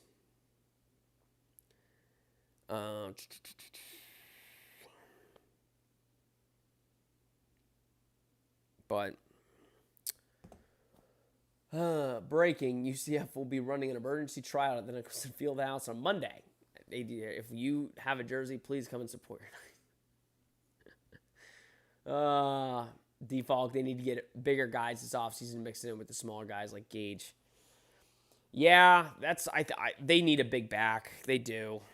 RJ was small, but he had a punch. Like, and that's kind of the difference. That's why I liked Jakari at running back. I've been preaching. I said, put Jakari at running back. I want to see it. Because I think putting him in the backfield and getting him kind of a little head start would be awesome. But I'm not a football coach, so I get it.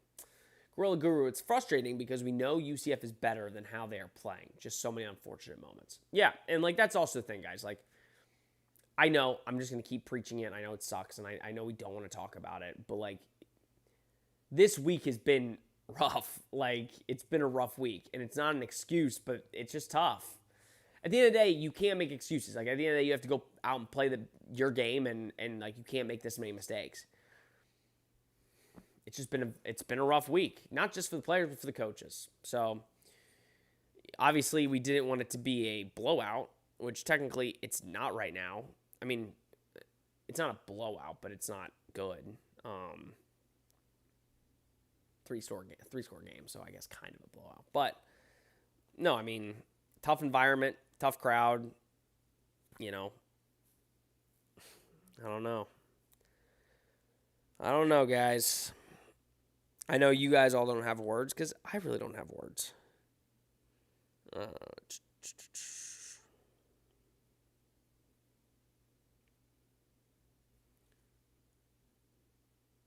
Let's see. I appreciate all of you still in here. We don't have to, well, we still have a good chunk of the game left. Let's not kid ourselves. But appreciate you guys sticking out here in this rough game. Obviously, there's always a couple of these during the season, and we hate for them to be on the watch-alongs and on the road, but they kind of are. The K-State defense is just playing outstanding. They are.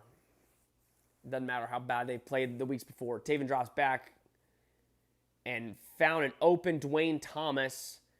Got behind the Kansas State defense. They had no idea where he was. And great pass by Taven. And here we go. The fast Frost offense is here. Yeah, 91 just kind of let Speedy Thomas go. And they get the ball out. Taven dumps it to Jaden Nixon. Jaden Nixon put on a stutter step and made a guy miss. That's a late hit, but I guess we're not going to call that. UCF moving the ball. They are into Kansas State territory. And this is the speedy UCF offense that we're accustomed to seeing, and they run the ball, and it gets swallowed up. So it'll be about another 2nd and 10 here. Oh, 3rd and 1. Okay, so I guess they didn't even get the first down on the Jaden Nixon play. Just run the ball up the gut. And if you can't get this, what a baller. Calling quarterback sneak on 3rd and 1 after your quarterback probably had a separated shoulder is just something else, man. Love it, though. 1st and 10. Taven throws it out to Speedy Thomas. He picks up about 6 there. Damn, you got to give UCF credit, man. I mean, the offense it looks a lot better right now, but they got to finish drives. 2nd and 4, Taven fakes, and that was a bad throw. Tried to hit Dwayne Thomas and was kind of a little bit of an overthrow.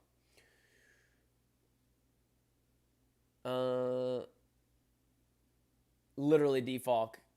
Jackson effed up his shoulder, proceeds to quarterback sneak with shoulder first.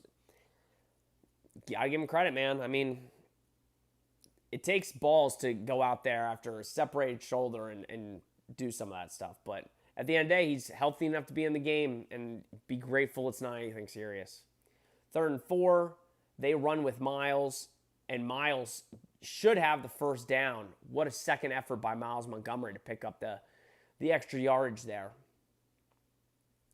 Oh, now they're showing the quarterback. Oh, never mind. They're showing the Miles run. Good there. Good job there by Miles. 1st and 10. Andrew Jackson has solidified quarterback one with his toughness, no question. I mean, and he's just the best quarterback on the roster. There's no question about it. 1st and 10. Fake the handoff. Oh, should have been a pick. Kansas State drops it. Definitely overthrew the receiver there. So, not good there, but I want to see this again. Yeah, so Jackson threw it behind. So DJ Black had a step. Jackson threw it a little behind and high. So, not a good pass there. Offense starting to click or K-State defense getting tired. I think a little bit of both. When UCF goes fast, and they're efficient, it's hard to stay on the field there. And again, bad. So that's on Miles Montgomery. They send a blitz off the right edge. Taven gets sacked. Now it's going to be a 3rd and long. Because again, you don't pick up the blitz. And Miles just missed it. Miles That's, I think, one of the big negatives of Miles' game is he just does not pick up blitz as well, and you have moments like that. 3rd and 15. If I'm K-State, I just send everybody. I mean, UCF has not proven that they can efficiently. Yeah, they're sending another blitz. Guy gets right through the line. Jeez. Oh, my Lord, bro. Oh, my God.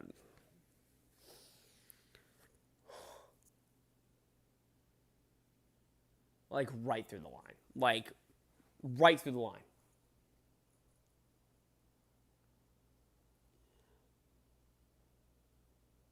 So that's on 60. Is that? I am shocked. Yeah, the offensive line play is just, it's putrid. It's putrid right now. Now we're going for a 53-yard field goal. Did he get it? What a baller. No rules. We got to 10 points, boys. 10 points. Boys and girls, 10 points.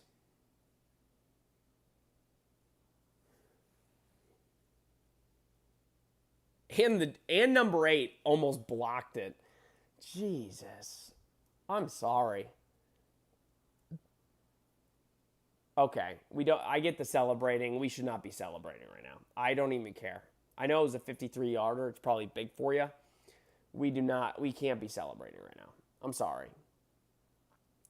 Again, I've never hit a 53-yarder, but sure as hell don't want to be celebrating down 2 touchdowns. Let's see.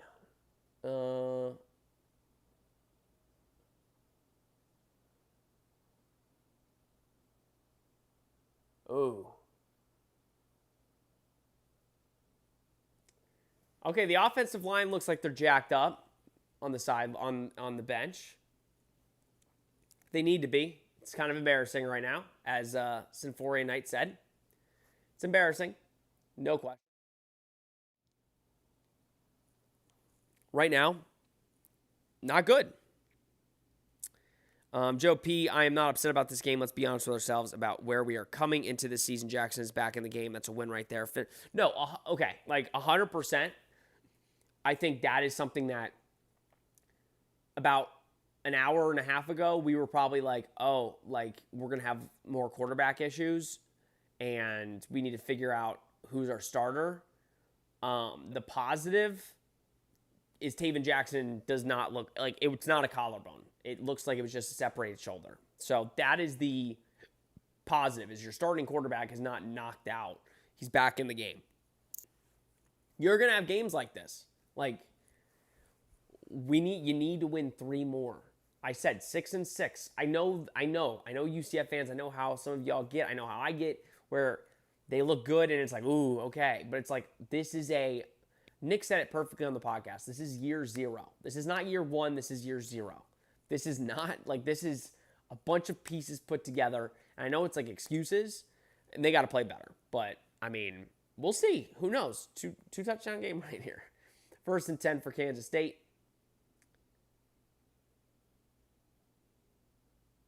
2, 1, and so they're going to be and just gashed.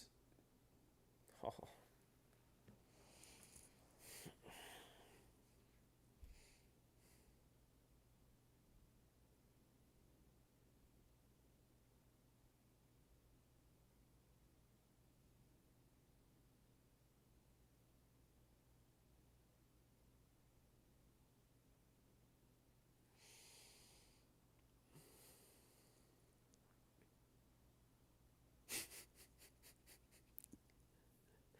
So the defense was like, we're not going to be we were on the field too long in the first half. Offense, you need to get some reps in. This game's over. We're going to get you some reps in. So like K-State go score a touchdown and let's just get out of here.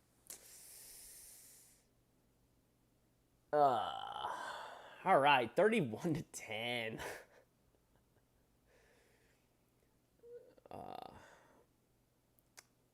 Let's change the score again, guys.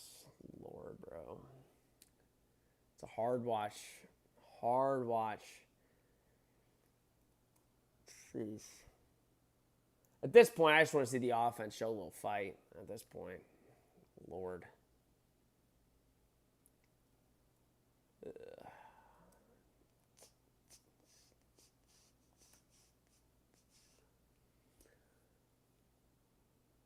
What game is this reminiscent of? It is kind of reminiscent of not. We didn't get beat this bad, but of when we played Kansas State a couple years ago, where they were just running through the late night. Let me read a couple of this. Wrap it up. We may lose to Oklahoma State. All right, let's not get ahead of ourselves. All right, I want to be very clear. I understand the frustration, and I understand that this is embarrassing, and that like a lot of people were assuming we'd win this game. Just let's after this game, let's just take a chill pill. All right. Who knows what can happen? It's not good, but we'll see. All right. Through the late night, man, I'll be so for real. There ain't 3 more wins if the offensive line plays. Oh, if the offensive line plays like this, yeah, it's going to be tight to find 3 more wins. At this point, you're fighting for pride here. But, to be fair, strength of schedule, we're 204th in the country in strength of schedule. K-State's 33. So, if that tells you anything, it means that UCF has a good chance this season. Jaden Nixon. Jeez. Good for Taven to get out of there. Ronell Jones, so turn this off. I mean, I have to. If you are more than inclined to turn it off. Trust me, I'm not happy. Joe P, trust me, I'm not happy. Taven Jackson hands it off, and they just swarm Jaden Nixon. Jeez. Trust me, I'm not happy about the game. I get negative like everyone. I'm a 46-year-old Jets, Mets, and UCF fan. Lots of pain on my pedometer. Can't have another stinker next week. Yeah, it doesn't get easier. You have Kansas next week. Kansas is really good. Kansas is much better than this Kansas State team, and right now the offense just looks really bad. I don't know what it is, but I think UCF needs to find out what happened today. They can't run the ball. Kansas State's just playing. I mean, all 11 guys up, basically. Everybody's within 4 yards. And that's just a bad throw by Taven. All right.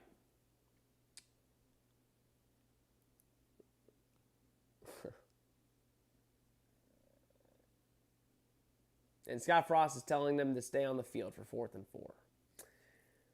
Yeah, this is getting really rough. This might be one of the worst ways that you could play. So, there's that. There is that. I'm glad so many of you are still in here. It's kind of like the common theme. All of you almost like to see the pain through your screens. And I think you could feel the pain. Kansas State called a timeout. That's kind of funny. Kansas State's trying to run up. They're trying to run up the score on UCF. Which I don't blame them. They're 1-3. They've lost a lot. Let's get some of your questions after this Kansas State timeout. All right. Aguaya Green, abysmal. Symphoria Knight, this is the Grinch defense we know. Ding. But again, I think this game would have gone a lot differently if the offense was better in the first half. But Ronell Jones, it is game 0. It's 1 loss. Yeah, I mean, it is 1 loss. You've got a lot tougher teams on the schedule. And again, this doesn't count more than 1 game. Yes, UCF has played as bad as you can play today. But I think the positive is it is only 1 game. 4th and 4, and they look like they are sending pressure Taven's changing the play or protection at the line. I can't tell. No, it's the same line. And Taven, oh, well, that's a face mask. You should get a free play. Oh, Taven Jackson. Lord, love you. But that was, it's going to be a flag on K-State for face mask. But Taven kind of got out of it, was shifty, but then overthrew. I think it was Jaden Nixon just overthrew him.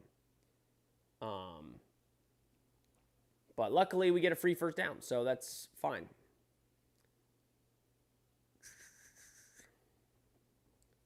All right, 1st and 10. Here's my goal for UCF.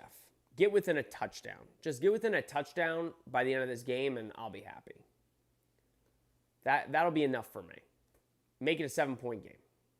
Even though the game is not that close in general. Yeah, now it's getting... So all K-State is doing is they're just sending pressure every time because they know that UCF is not good at blocking it. And Taven is trying to get the ball out quick, which as he should, but he's not... Right now, he's not accurate. Right now. Because he's trying to get the ball out quick. Is that the third penalty of the whole game? Yes. It's been a very penalty-free game. I'll say that. Refs clearly didn't want to call much today. No. That's an improvement, though. UCF hasn't had a lot of penalties. And Jaden Nixon is potentially gone. There you go. There's a touchdown. There's a touchdown.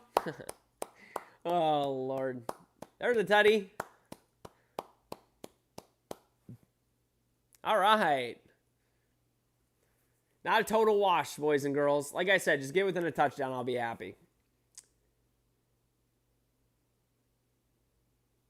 There's some signs of a run game. There are some signs, though. Well, default. Yeah, it's because the defense. I mean, let's be real here. First time K-State got the ball, they took like 2 minutes. And then the second time, they had a run that was just there. So, yeah, we are dominating the time possession. Not by choice. Gorilla Guru, I like the enthusiasm saying the game is not over. I do like the enthusiasm. I'm not going to kid you. The game is over. The game is over. And if it's not, I will be the first one to admit I was wrong. But the game is definitely over. We are not good enough right now. And we are playing awful.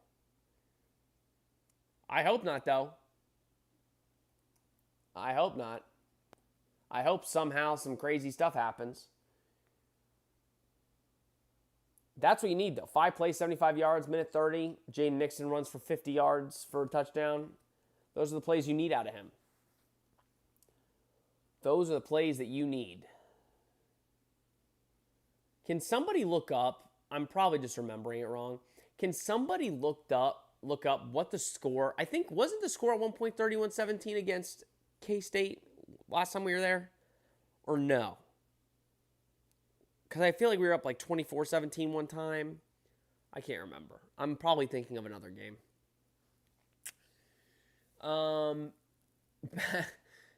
Through the night, bad news though. Defense is coming on the field. Yeah, we'll see. Hopefully they can get a spark there. Kathy Wallace, woo, yes, we'll take the touchdown, Kathy. Gorilla Goo, you said the game not over. Aguaya Green, defense is still tired. I mean, I'll say this, probably not. They they gashed a huge run, like they've barely been on the field. Hawnick, good play calling too. Yeah, there's been one play call that I've been like, eh. Like they're trying to run the football, like they are, and I give them credit. Like they're not going away from running the football, which is good. Default, woo, spin it in a positive. Defense has held them to 4 plays in the second half. Yeah, they've allowed Dylan Edwards 13 rushes for 150 yards, but that only held them to 4 plays to be on the field. So that's good. And Nigel E. Kelly just picked up. Are they calling a flag on that? What's the flag? They call it a flag. Oh, well, it's a face mask. So it's going to be a face mask. UCF Mayor, good to see you. It's been a minute. Happy to see you back in the stream. 31-24 last game. That's right. It feels very eerily like similar in terms of score right now. So yeah, UCF got called for a face mask there. UCF Mayor, I called the Nixon run. You should have put it in the chat. I don't believe you. Got to be active in the chat, UCF Mayor. You got to call it. I'm just kidding. Nick, we can pick Avery off if we force a throw. Yeah, if I'm Kansas State, though, I'm just going to run it down UCF's throat. I mean, they don't need to throw the football. Like, they really don't. All they need to do is run the football on this UCF team.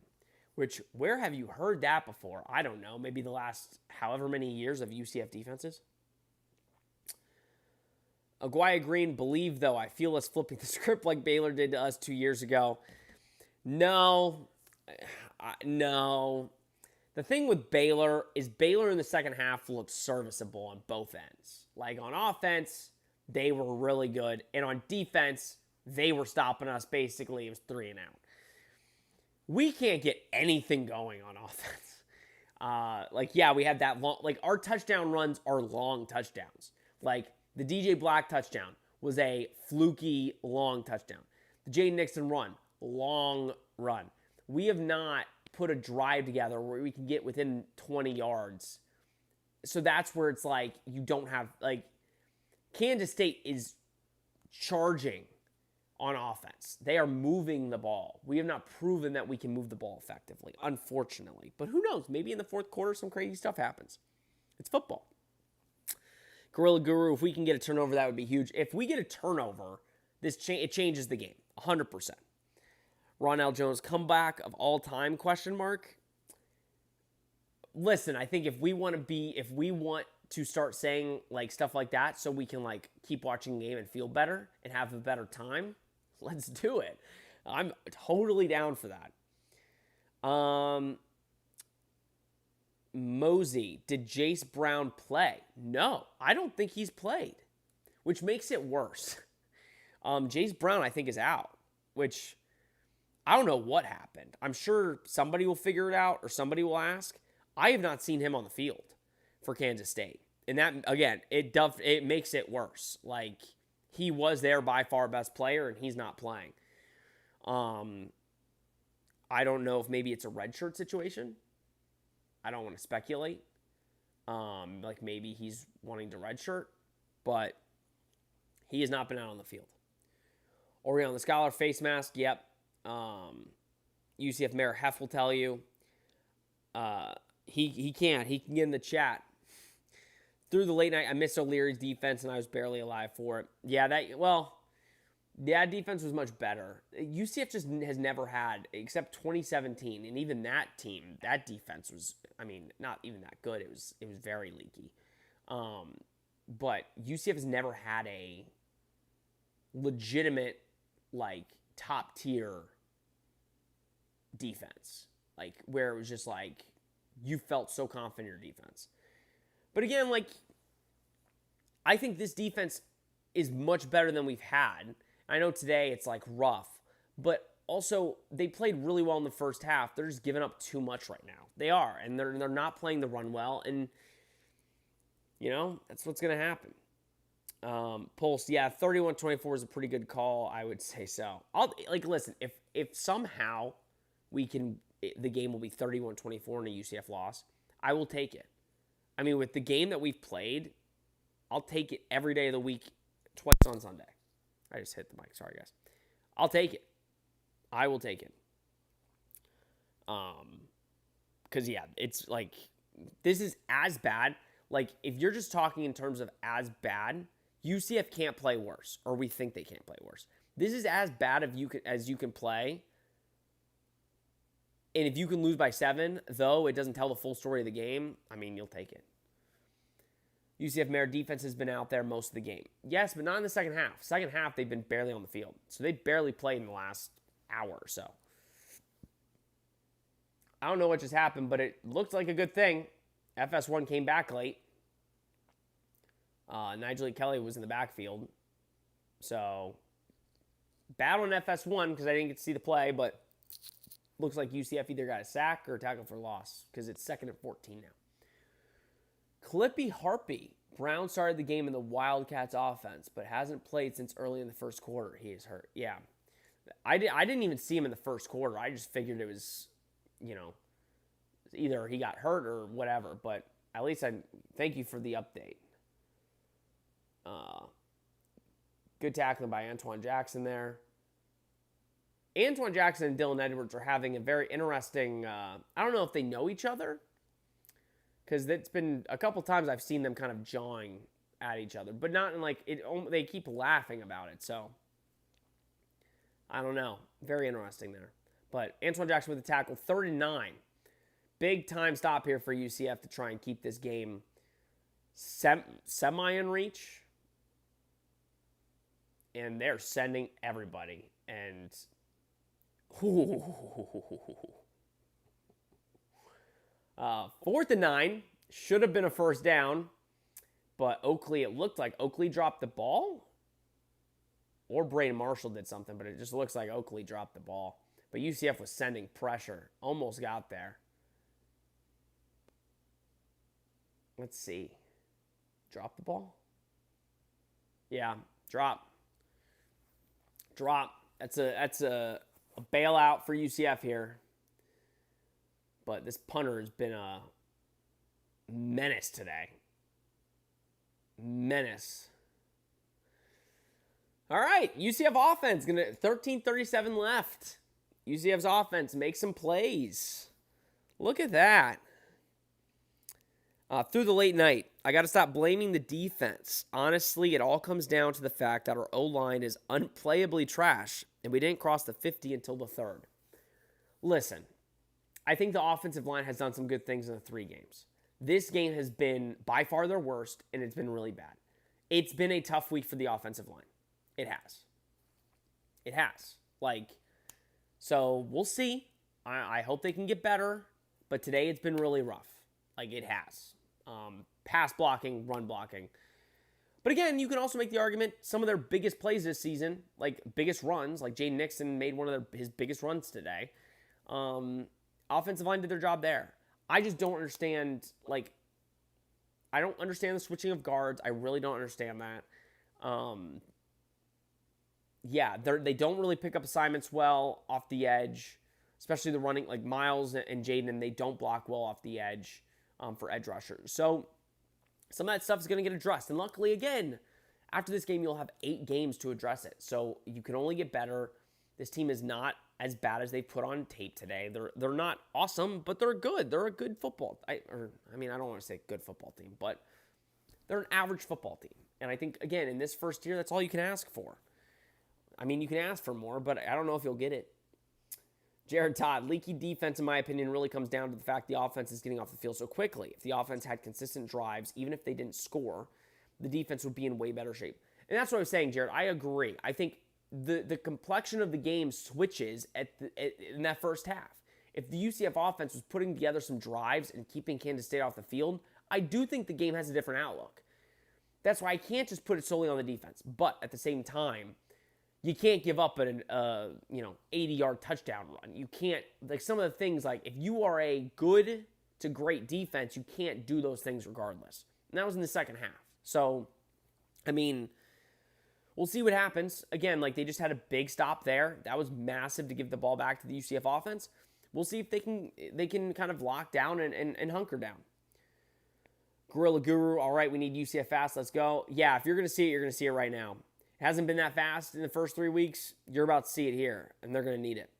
Oregon, the Scholar defense has been getting rest in the second half, and look what's happening. Yeah, that was a really good play. Again, they did just give up a huge run on the previous one. Not this one, but the previous one. But that was a really good drive stop there by the defense. And now it's up on the offense. Can Taven Jackson lead this team down to get get a touchdown. The ball is snapped, and they run it with Miles Montgomery. And there's a huge, huge hole. Miles Montgomery to the 50, to the 40, basically to the 37. UCF is quietly, Aguaya Green, I think, if I'm giving anybody any credit, it's her. She said the tide feels like it's kind of turning. That was a huge run, and great job by the UCF offensive line there. They're running it again with Miles to the outside. Taven Jackson as the lead blocker, and they just picked up, it's probably going to get brought back for a hold probably because there's a flag. Miles did pick up like 20 yards there, but it's going to come back for holding. I gave the offensive line props, and then they hurt me. But hey, we'll take it. We'll take it. What was the hold, though? Never mind.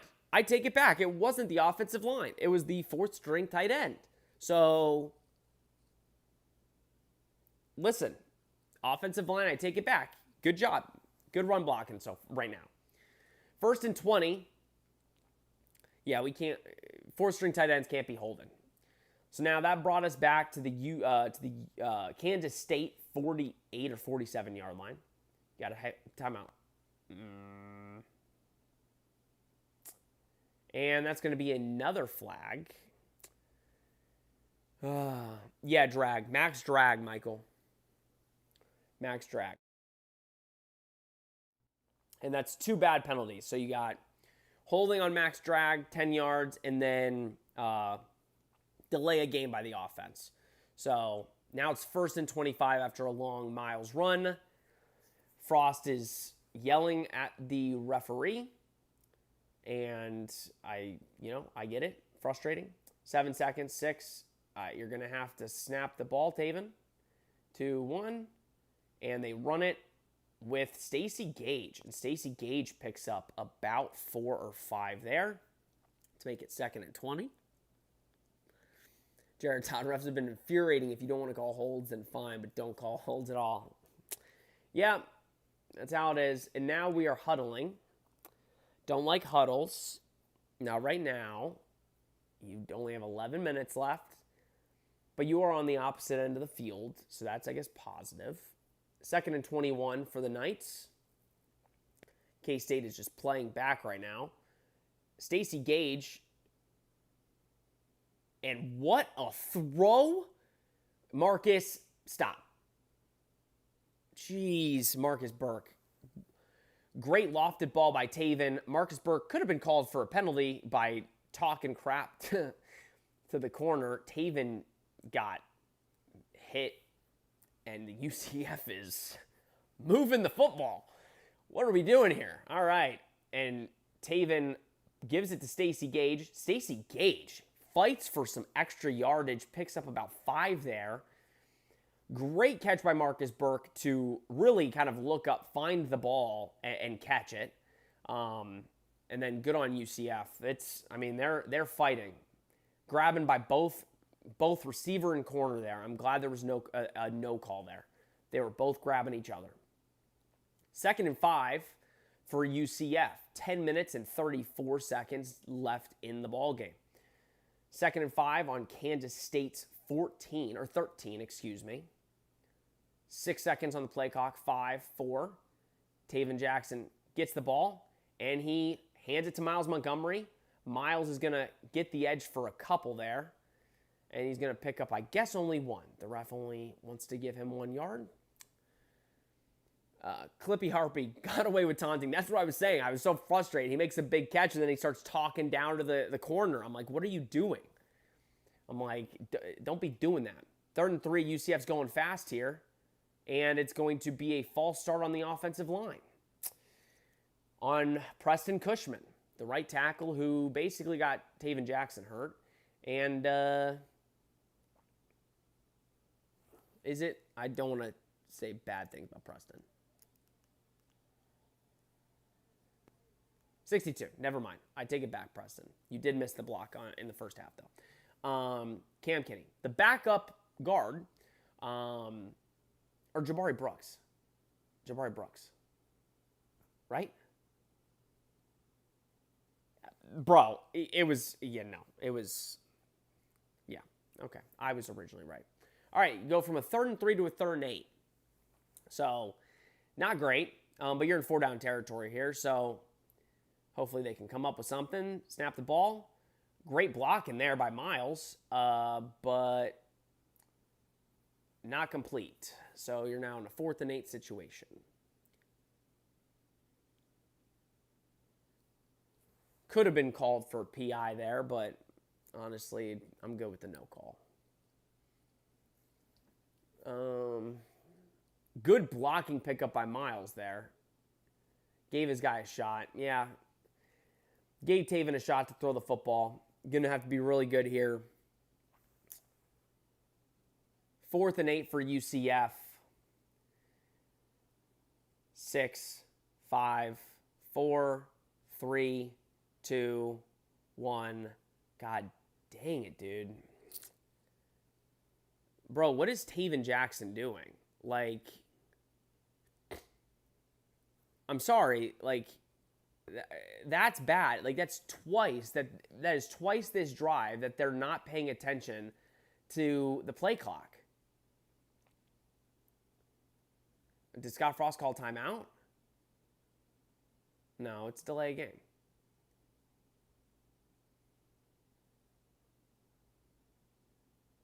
And I think now they're going to kick a field goal. I think they're kicking a field goal. I don't necessarily...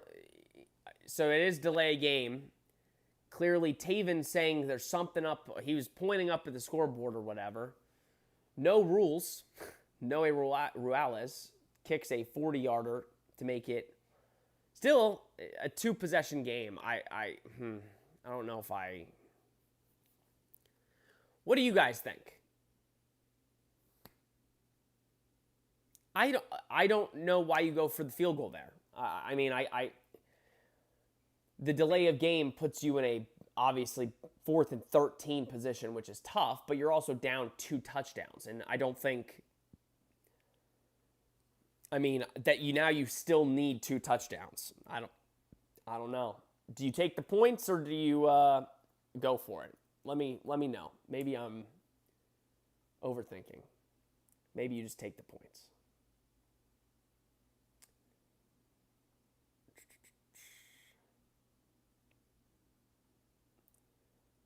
I think that just shows you the problems, a couple problems now. Like, we've kind of seen it last couple weeks. Like, that is 2 false starts, 2 false start penalties that just hurt you on that drive. Like, I mean, you got 3rd and 3 turns into a 3rd and 8. Now you're in a 4th and 8 because you didn't get the 3rd and 8. And then you do another delay of game, which puts you back to a 4th and 13. I mean... And that's on Taven. And that's where Taven needs to be better because this is a crucial drive. You need to basically be perfect. And right there, you can't have 2 delay of games. Jared Todd, this is something they've been consistently doing. They do so well on penalties until the 4th quarter. I mean, they've been gradually throughout a game had some of those type of penalties. But yeah, you can't. To be honest, do we think we are getting a 4th and 8? I mean... I think if you're asking, do I think they would pick up a 4th and 8? I don't know. I mean, they've been very efficient on those 8-yard gains. Probably not today, but at the end of the day, you need touchdowns. So it's, I don't know. I don't think a field goal. I think a field goal makes it look better on the scoreboard that you could get 20 points. But yeah, I get it. A 4th and 13, you're also probably not going to get. But you're also, again, you're down 2 touchdowns. Now your defense still needs 2 more stops to kind of get you into it. I don't know. Aguaya Green points. UCF Mayor take the points. Or Orion the Scholar need touchdowns at this point. Clippy Harpy, you still need 2 more scores regardless. That's the thing. Like, I think we all of us are like, I don't know. Default, you aren't converting 4th and 13. You still have 9 minutes left. You need a touchdown with 2 points and a field goal.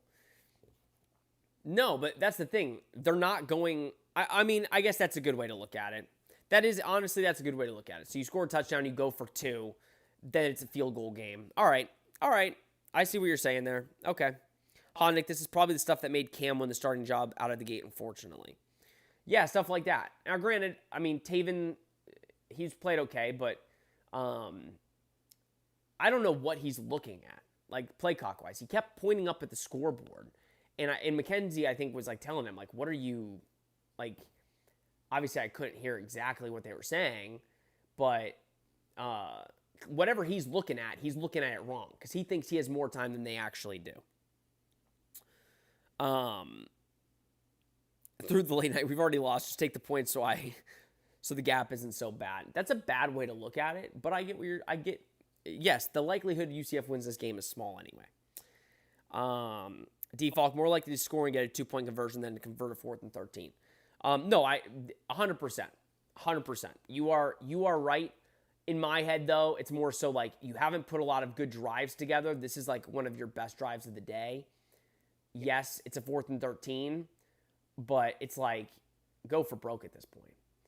They run it with Joe Jackson, and Lewis, Carter, and Cole Kozlowski light Joe Jackson up.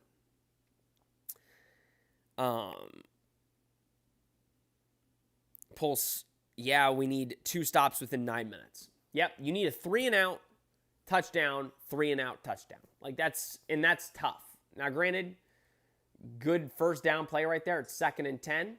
UCF's defense looks like they're communicating well. We'll see if it helps on this play. Sending a blitz from the side and get a manageable 3rd down. So 3rd and 4 for K-State.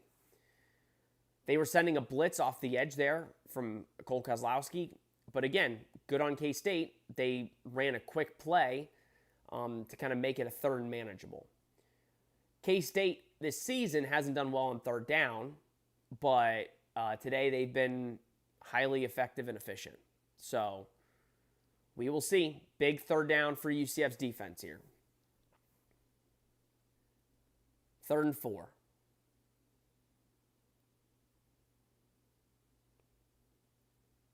Oh, wow, what a play. Avery Johnson gets the first down, jumps up, doesn't throw the football, lands, and then throws it to the open guy. So Kansas State gets a first down there. Horace, wow. Yeah, that was probably one of his best plays of the day. Horace Lockett put his hand up. If Avery Johnson throws it, Horace Lockett knocks the ball down. Avery Johnson lands on his feet and throws it to a tight end on his left. What a play. What a play by Avery Johnson there. And Avery Johnson throws it. Oakley tips the ball up. UCF doesn't pick it off. That could have been a good opportunity. But nonetheless, 2nd down. Honestly, thought it was like 4 minutes left. 9 minutes is doable. 9 minutes is doable if you can get 2 stops. Right now, like that was the kind of, you needed to get off the field there on 3rd down. But luckily, again, if they throw the ball and now it's 2nd and 10, I'm assuming they're going to run it here to move some clock. And great play by Malachi Lawrence. Malachi Lawrence tackle for loss there. Going to be a 3rd and long.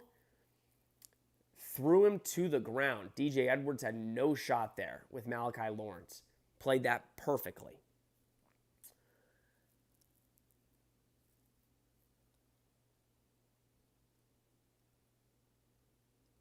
All right. 3rd and 12. I would assume this is going to be a quarterback run. Obviously, they're going to want to try to get the first down, but I'm assuming they're going to want to get Avery Johnson with his feet.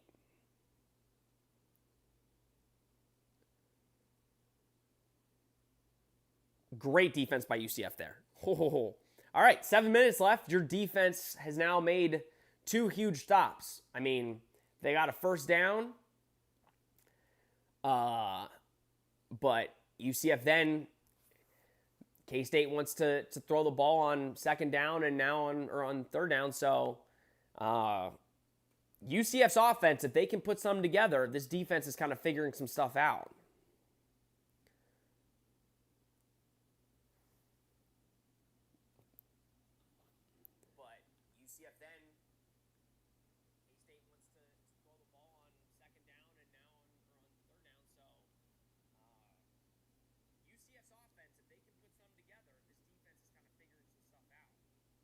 All right. Boys and girls, we might have a little bit of a game. All right, let's read some of your comments.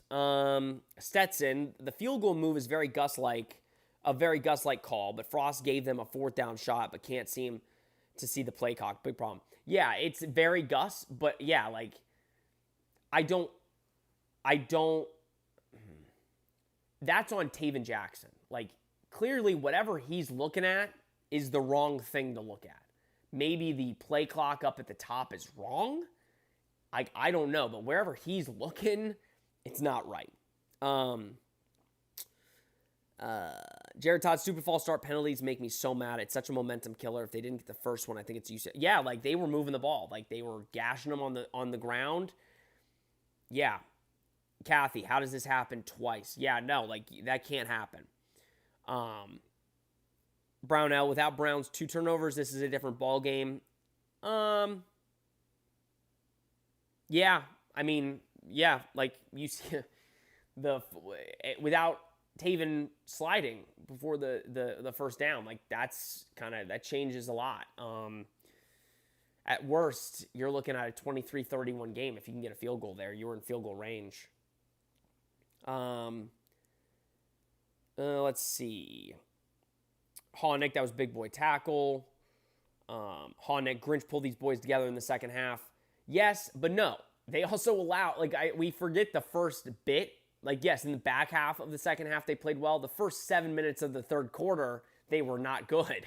Like, they scored on their first 2 drives in the half. Now, granted, they've pulled together now, so that's all that matters. But if you have those lulls, that's where you get behind like this. So, Jared Todd, no false starts, please. Please, no. Act for UCF. Clean up the flags, and this team at least looks like it has something to work with going forward. No, and that's what I'm saying. Like, they looked bad. This is the worst they've ever looked this season. I mean, Jack State was bad. But this is as bad as you could play. And at the end of the day, there's 7 minutes left in the fourth quarter.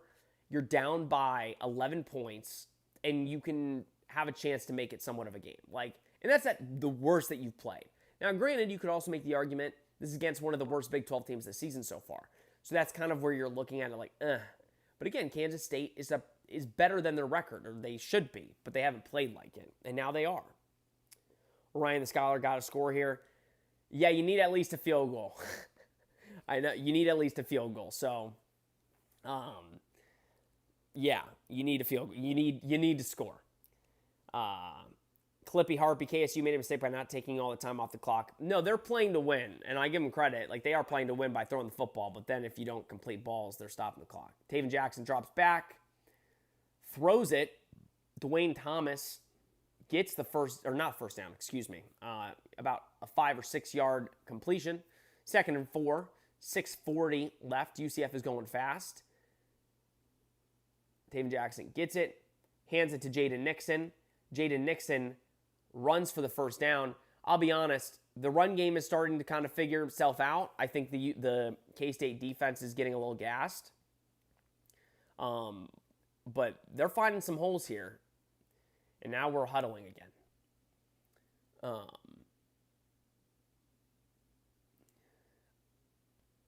Defalk, is that a thing in college? Can you jump? Like, I don't know. Oh, you're making a joke. Basketball joke. Has to be. Taven Jackson steps up. Looking downfield. Guy coming from behind and knocks him for a 1 yard loss. If I'm UCF, I'm hurting up right now. Let's go.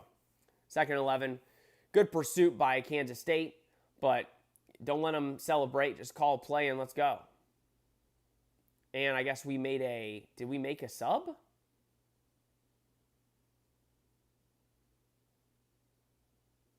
Oh, they're taking off all it. I don't know why we just made a sub there. That's bad coaching. You don't make a sub there. You can't make a sub. And then a 1 yard passing gain. Yeah, I know, Defalk. I know. I'm aware of the basketball reference. You make those jokes early. You can't make them this late into the game where my brain is mush. 3rd and 8. Taven Jackson drops back. Looking. and hits Kylan Fox. Good tackling there by Kansas State, so it's going to be about a 4th down and 3.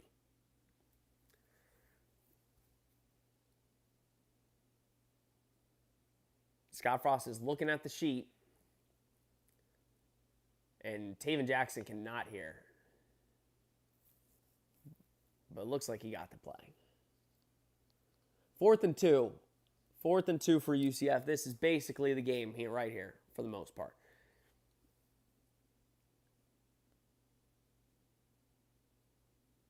All right, 4th and 2. You have Jaden if you go. And incomplete. That's going to be the game, folks.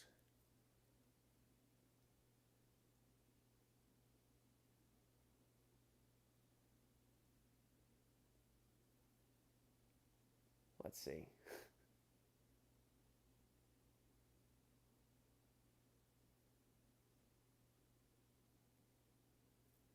Trying to see. Yeah, he had Wade and Charles right in the middle there.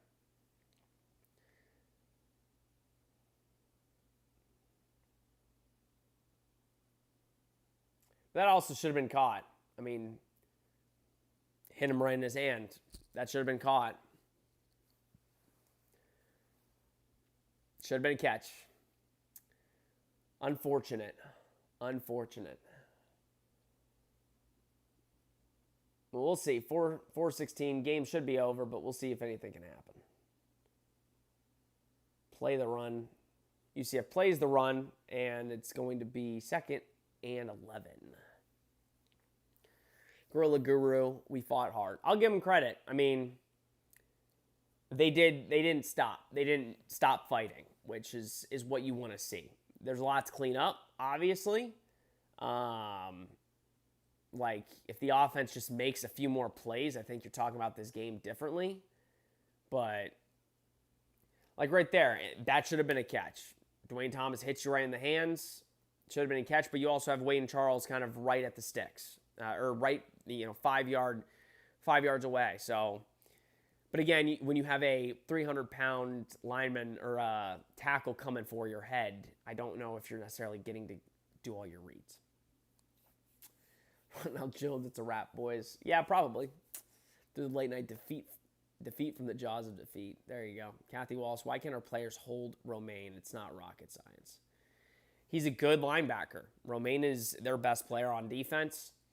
We talked about it on our pregame pod, how the linebackers were kind of the players that could really wreck the game for UCF, especially for UCF's short passing game. And they just, it's been tough. But again, the offense has shown some bright spots in the second half. So, we'll see. Avery Johnson pulls it. Nigel Kelly. Good for on Avery Johnson. Avery Johnson stays in bounds. So UCF will be forced to call another timeout if they want to. 3rd and 7.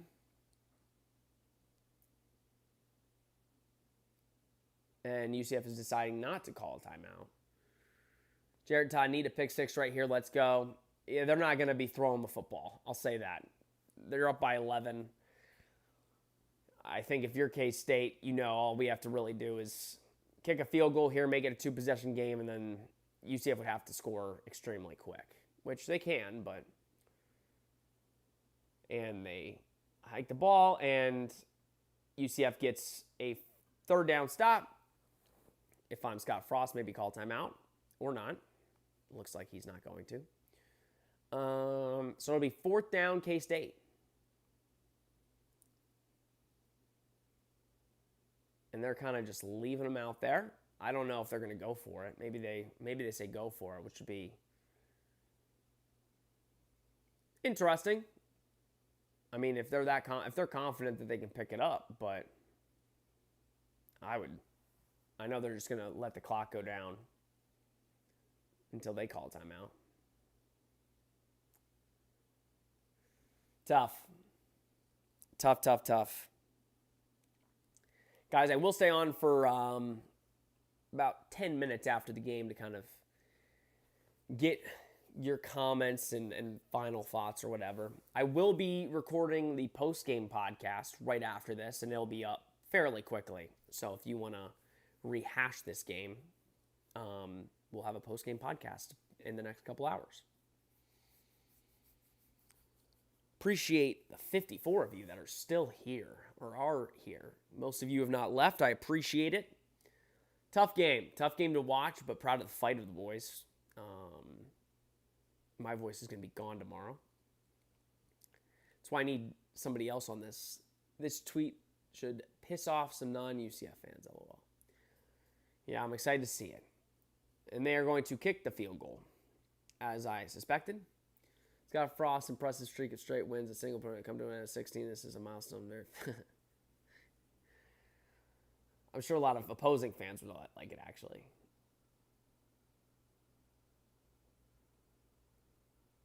And K-State made the field goal as their kicker does a little golf swing. All right. UCF has 2 minutes and 41 seconds to somehow put up 2 touchdowns. Credit to K-State, man. I mean, you can only give them credit. They've come out and they've dominated the game. UCF has had their opportunities, which is what makes it a little bit harder. Because as bad as they've played, they've had opportunities to really keep this game a lot closer. But it's just been a cluster, you-know-what of a game for UCF. But a lot to learn from. And again, you have 2 minutes and 41 seconds. Go score a touchdown. Make this game a touchdown game for pride and feel confident going into a tough game next week against a Kansas team that, let me see how Kansas is doing against Cincinnati. Kansas is winning with a minute 45 left in the fourth quarter after they just put up a touchdown. So, Kansas team that's going to be tough to beat. Tough to beat. All right. Jay Nixon runs the ball out. Our best return of the day, which is kind of crazy to say because it's only like the 24-yard line. We have not had much in the kickoff return game today. Nick, is Nick going to make the post-game pod? No. So, semi-announcement for our Charger Own fans. Nick is actually going to be doing a separate video where he reacts to his thoughts on the game. It's his wife's birthday today, so they had early dinner. They have a dinner at 4 p.m. today. So he obviously I'm recording right after, so he's not going to make it. But we will be putting a video up on probably like Tuesday of his just Nick's reaction and thoughts on the game. Taven Jackson drops back, throws a deep ball, and I think that might have just been picked off.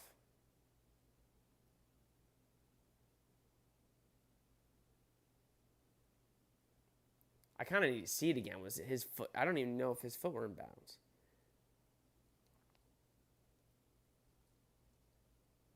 I mean, because Dwayne had it in his hands. Could be a pick. Yep, that's a pick. Game over, boys and girls. Game over.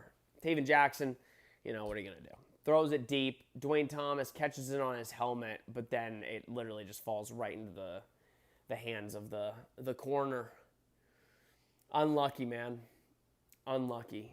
But I guess that's what we get after the Jakari Brown touchdown throw that definitely shouldn't have been a touchdown. I'd appreciate if K-State would just, kneel out the rest of the clock. That'd be nice. Nick, it was a nice throw. I mean, it was double coverage. I'll say that. I mean, I don't know. It looked pretty, but it also, you had two guys over there. Quay Moss, we talked about him. Yeah, that sucks. They're probably reviewing it, though. I do think his foot was in bounds when he caught the ball, so rough game. Rough game for UCF. But yes, Hodnick, he will not be on the post-game pod. I think Scott Frost is challenging it. He won't be on the post-game pod, but there will be a video with Nick reacting to it.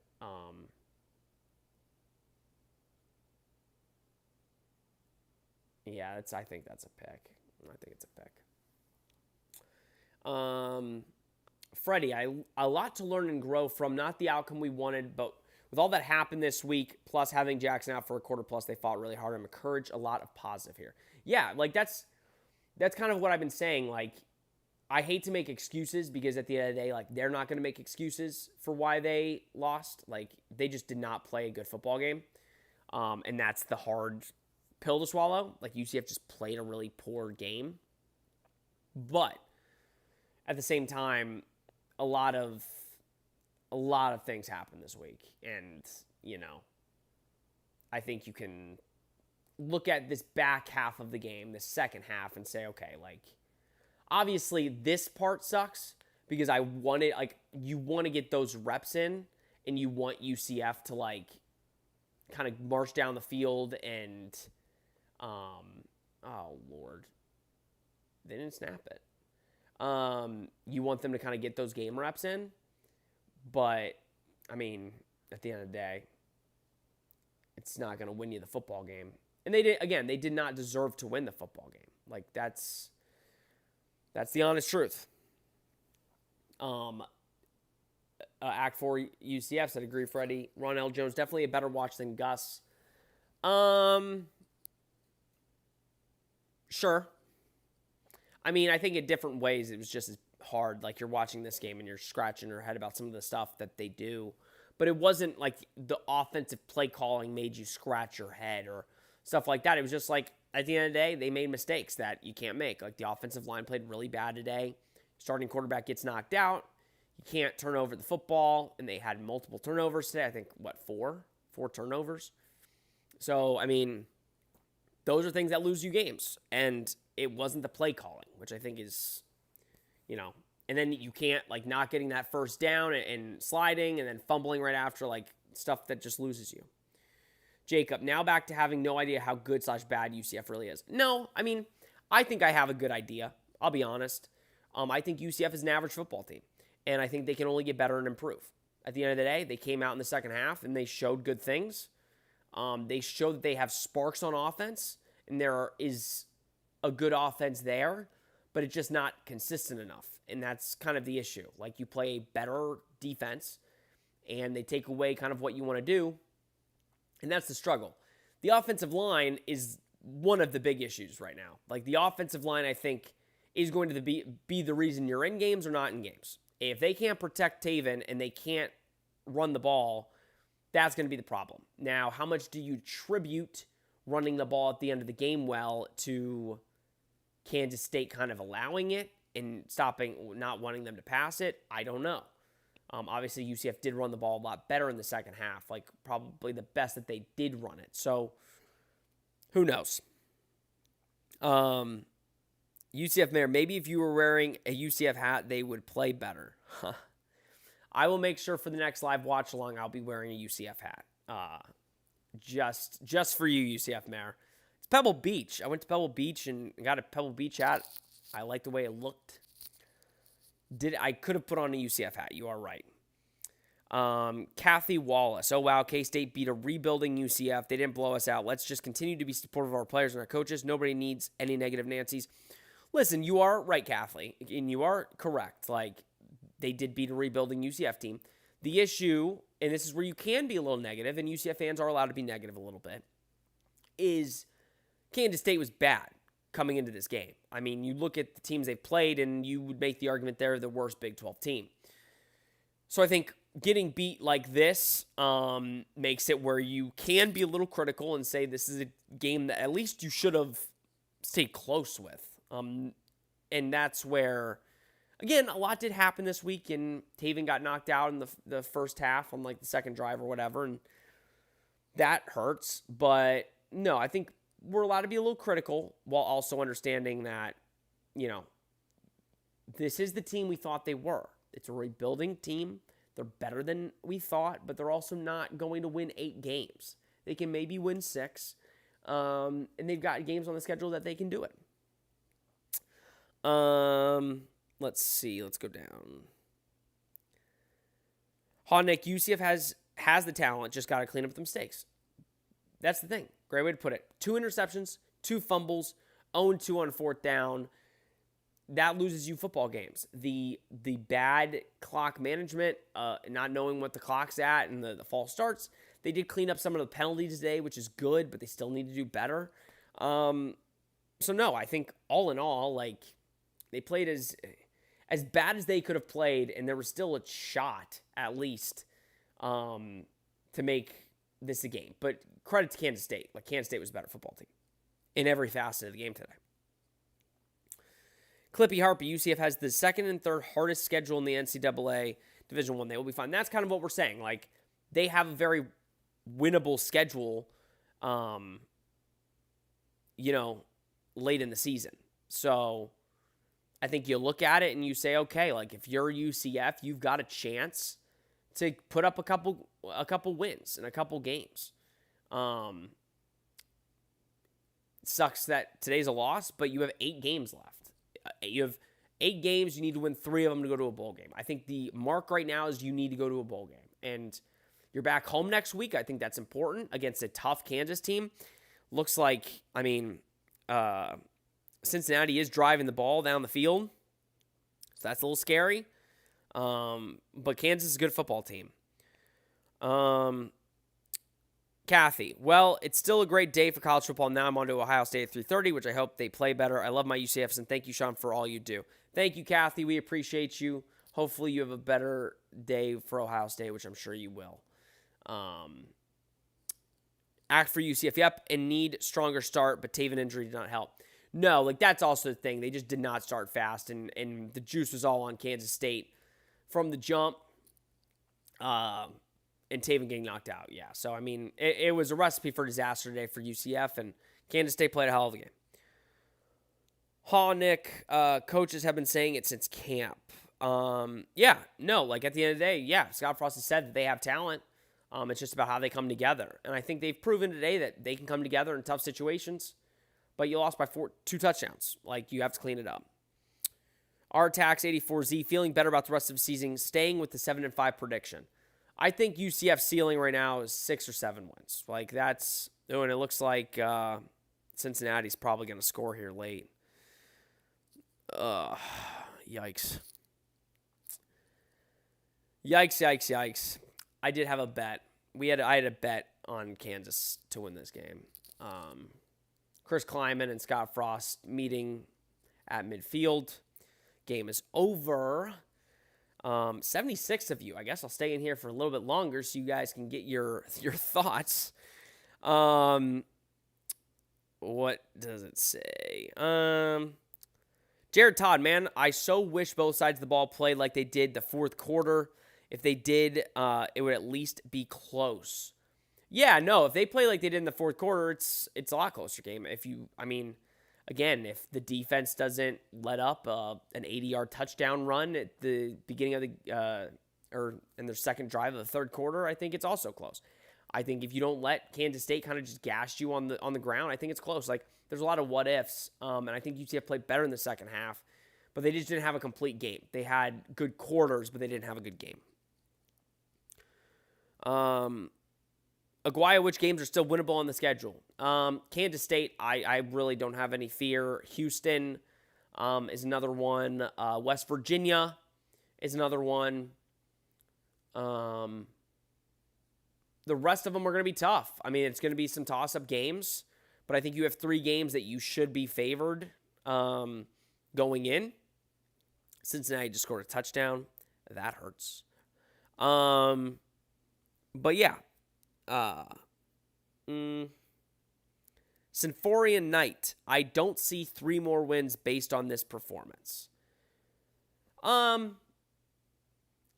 don't, again, it's hard, like, you can't, it's easy to base,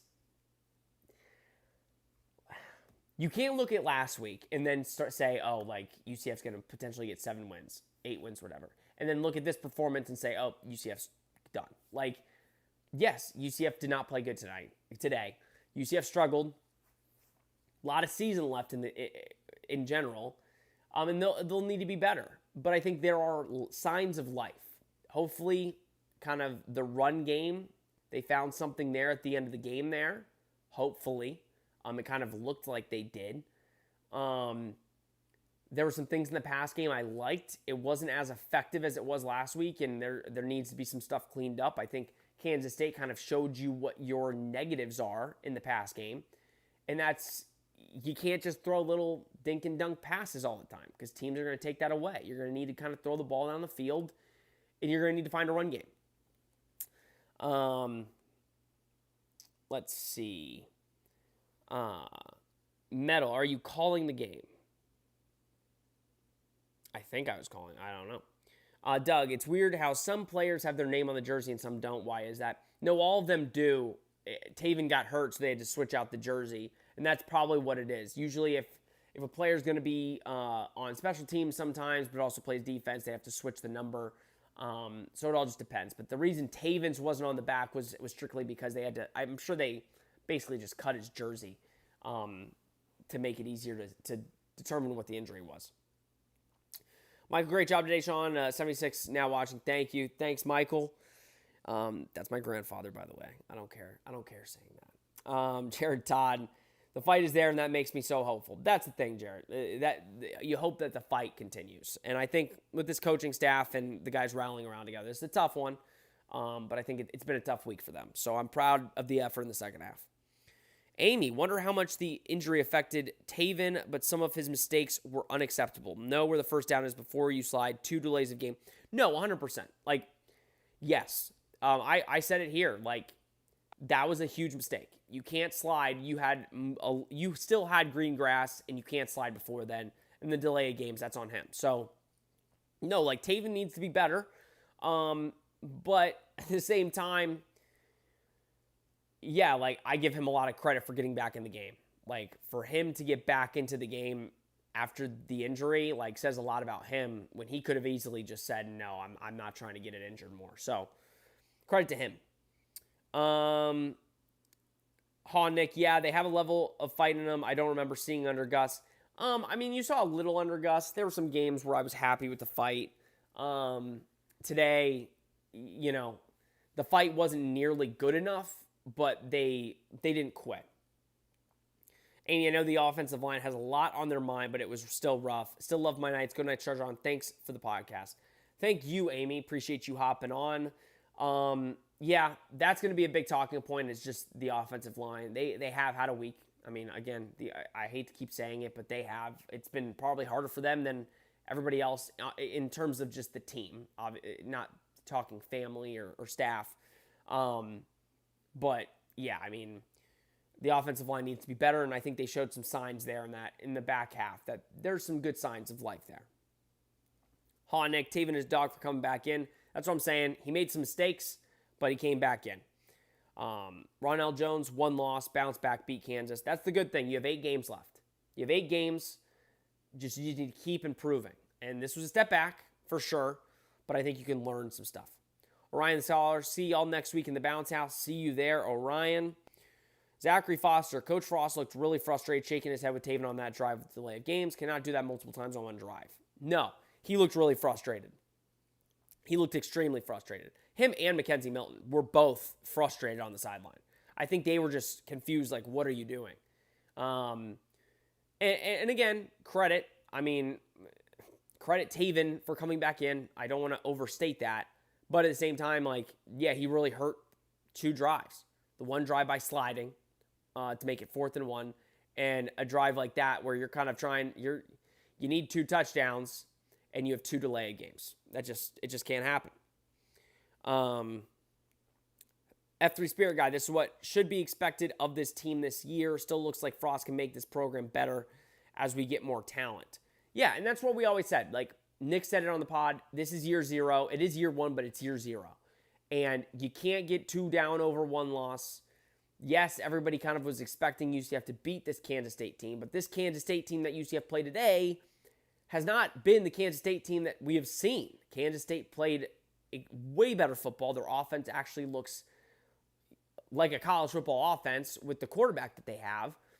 And don't get me wrong, I don't think Kansas State's a good team still. I think when they play a better team, they're going to lose. I mean, they've got a tough schedule coming up.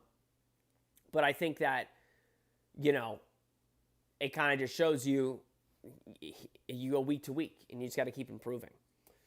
Xavier's video archive. I'm glad our quarterbacks are okay. Those injuries could have been way worse. That is the saving grace right now, is Taven Jackson looks to be okay. He played the rest of the game. It's not going to be a season-long injury. Those are the things you can go in and say, thank God, because it looked like for a second your two quarterbacks were going to be knocked out of this game. Now it looks like they're both healthy and fine. So that's positive. Kevin Suarez, this was a real test for the boys. Lots to clean up, but flashes are there. Thank you for the live stream. I love these. Lots of season left. Thank you, Kevin. We appreciate you. Always day one, number one fan. Always coming in and showing support. But yeah, I mean, lot of season left, and happy to do these for you guys. UCF Mayor, I don't think we are going to win. Lots of Stella. Oh, UCF Mayor drinking a little too much today. How many Stella Artois have you had, UCF Mayor? And I don't blame you. On these, I wish I could drink because I want to. Act for UCF back-to-back games with him doing that on a first down marker. Yes, that is true. And I think they're going to show him that tape and be like, listen, dude, you need to, if you're running for the first down, if there's nobody in front of you, don't fear, and I get it. He was injured, probably a separated shoulder. So I don't know if he necessarily wanted the contact. But the guys were not close. He could have easily made one more step and it would have been a first down before he slid. So they do need to coach him up on that. Joey, we will be lucky to win 2 more games with this G5 line. Jackson has very little time to throw all day. Yeah, it was bad today. But again, I do think there's some good progress from the offensive line. It was bad. But they showed good stuff in the second half. But he did not have time to throw today. He was getting hit left and right. And I think UCF is going to need to find a way to get those guys better and get their mind in the right spot. But I liked the way that UCF was running the ball late. I don't know if that was more Kansas State just playing for the pass and being okay with the run. I'm guessing it's that. But hopefully they look at the tape and see. But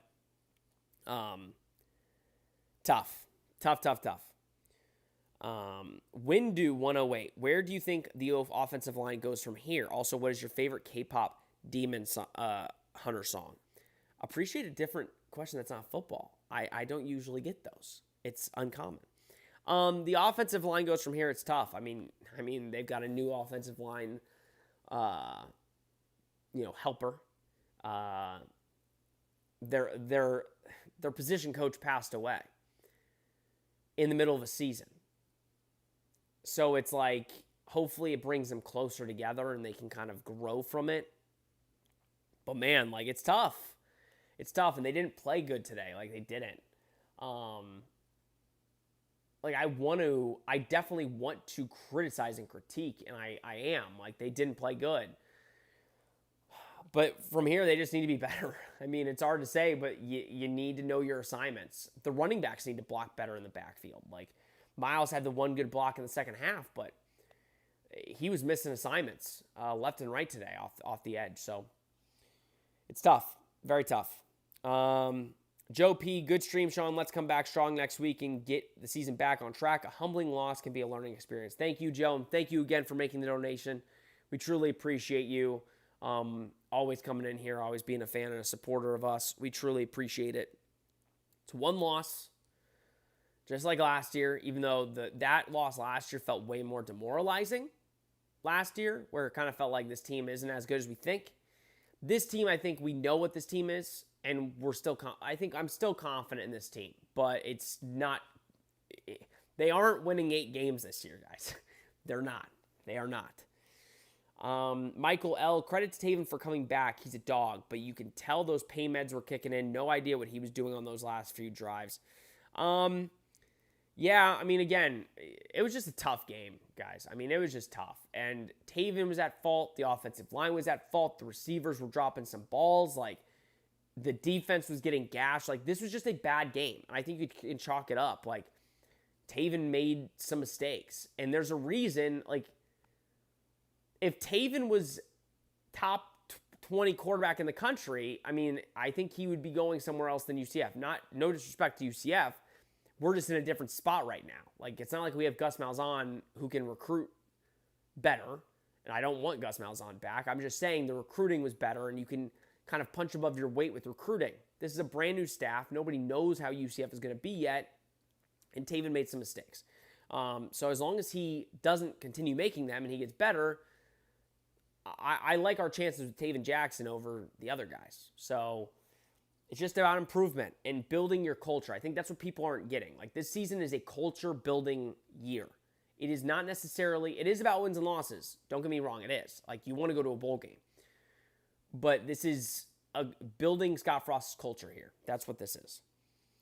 UCF Mayor, 720-ounce mugs. Well, that'll do it. That will do it. And I'm glad you're feeling good. I'm going to drink a couple drinks after this stream. And after the post-game pod that I record, because you don't want drunk Sean talking. You don't want me talking drunk after these games. Ronell Jones, online, I'm pretty bad, but they probably had a lot. O-line was pretty bad, but they probably had a lot of them. That's what I'm saying. Like, cut them some slack. I know it's tough. If you guys know me or watch me, I do not give slack at all. I am extremely harsh. But this is an instance where it's like, put yourself in their shoes a little bit. And then imagine having to go play a football game less than a week after you find out your position coach passed away, a guy that you have spent hours upon hours with. And I know it's like excuses and stuff, but it's like, it's true. Like, it's hard to fathom you have to go play a football game after the week that they've had. But, you know, that's why you're playing college football. It's not fair. Life isn't fair, and it wasn't fair to have to do it today, but the offensive line hopefully will rally around each other and get better. Nick, great stream, Sean. Looking forward to the next one. Appreciate you, Nick. Let me see, actually. What is UCF's schedule? I am missing one of these. So we're going to have one of these for Cincinnati. We're going to be missing Baylor. So Baylor, we will not be doing one, but we will have one for Cincinnati, and Cincinnati is looking like a test. So that is something. Not green. Do we suck? Or is this just one of those losses that helps us win more games in the future? I think this is I don't know. I think it's a game that you learn what type of team you are moving forward. I think you put your expectations back in check, right? Like, I think you understand where you're at, right? Where you're not necessarily world beaters. You're not going to win 8 games to 10 games. Like, you put your expectations back in check, but you also, as a player and a staff, realize we have a lot to improve on, and we have a schedule that we should win a lot of games. But this is a good test of everybody was picking UCF to win. I barely saw anybody picking Kansas State. And this is a good lesson to the guys saying, listen, you just because you're favored, just because you're playing better than the team across from you, doesn't mean that the other team can't have a good day. Kansas State was the better team in all facets of the football game, and I think that's where you look at it and you say, okay, doesn't matter who you're playing against. UCF playing against Kansas. Kansas is the better team. But you can have the better day. And if you play good fundamentally sound football, you should be able to win some games maybe you're not supposed to, but don't discredit the games against teams that maybe are lesser than. And Kansas State, I don't think is lesser than, but they've been playing like it. And I think UCF just didn't start out fast, and that was it. But I don't think we suck. Let me just answer the question in a long form way. No, I do not think UCF sucks. I just think that UCF had a bad day. And I think there's room to improve. Joe P.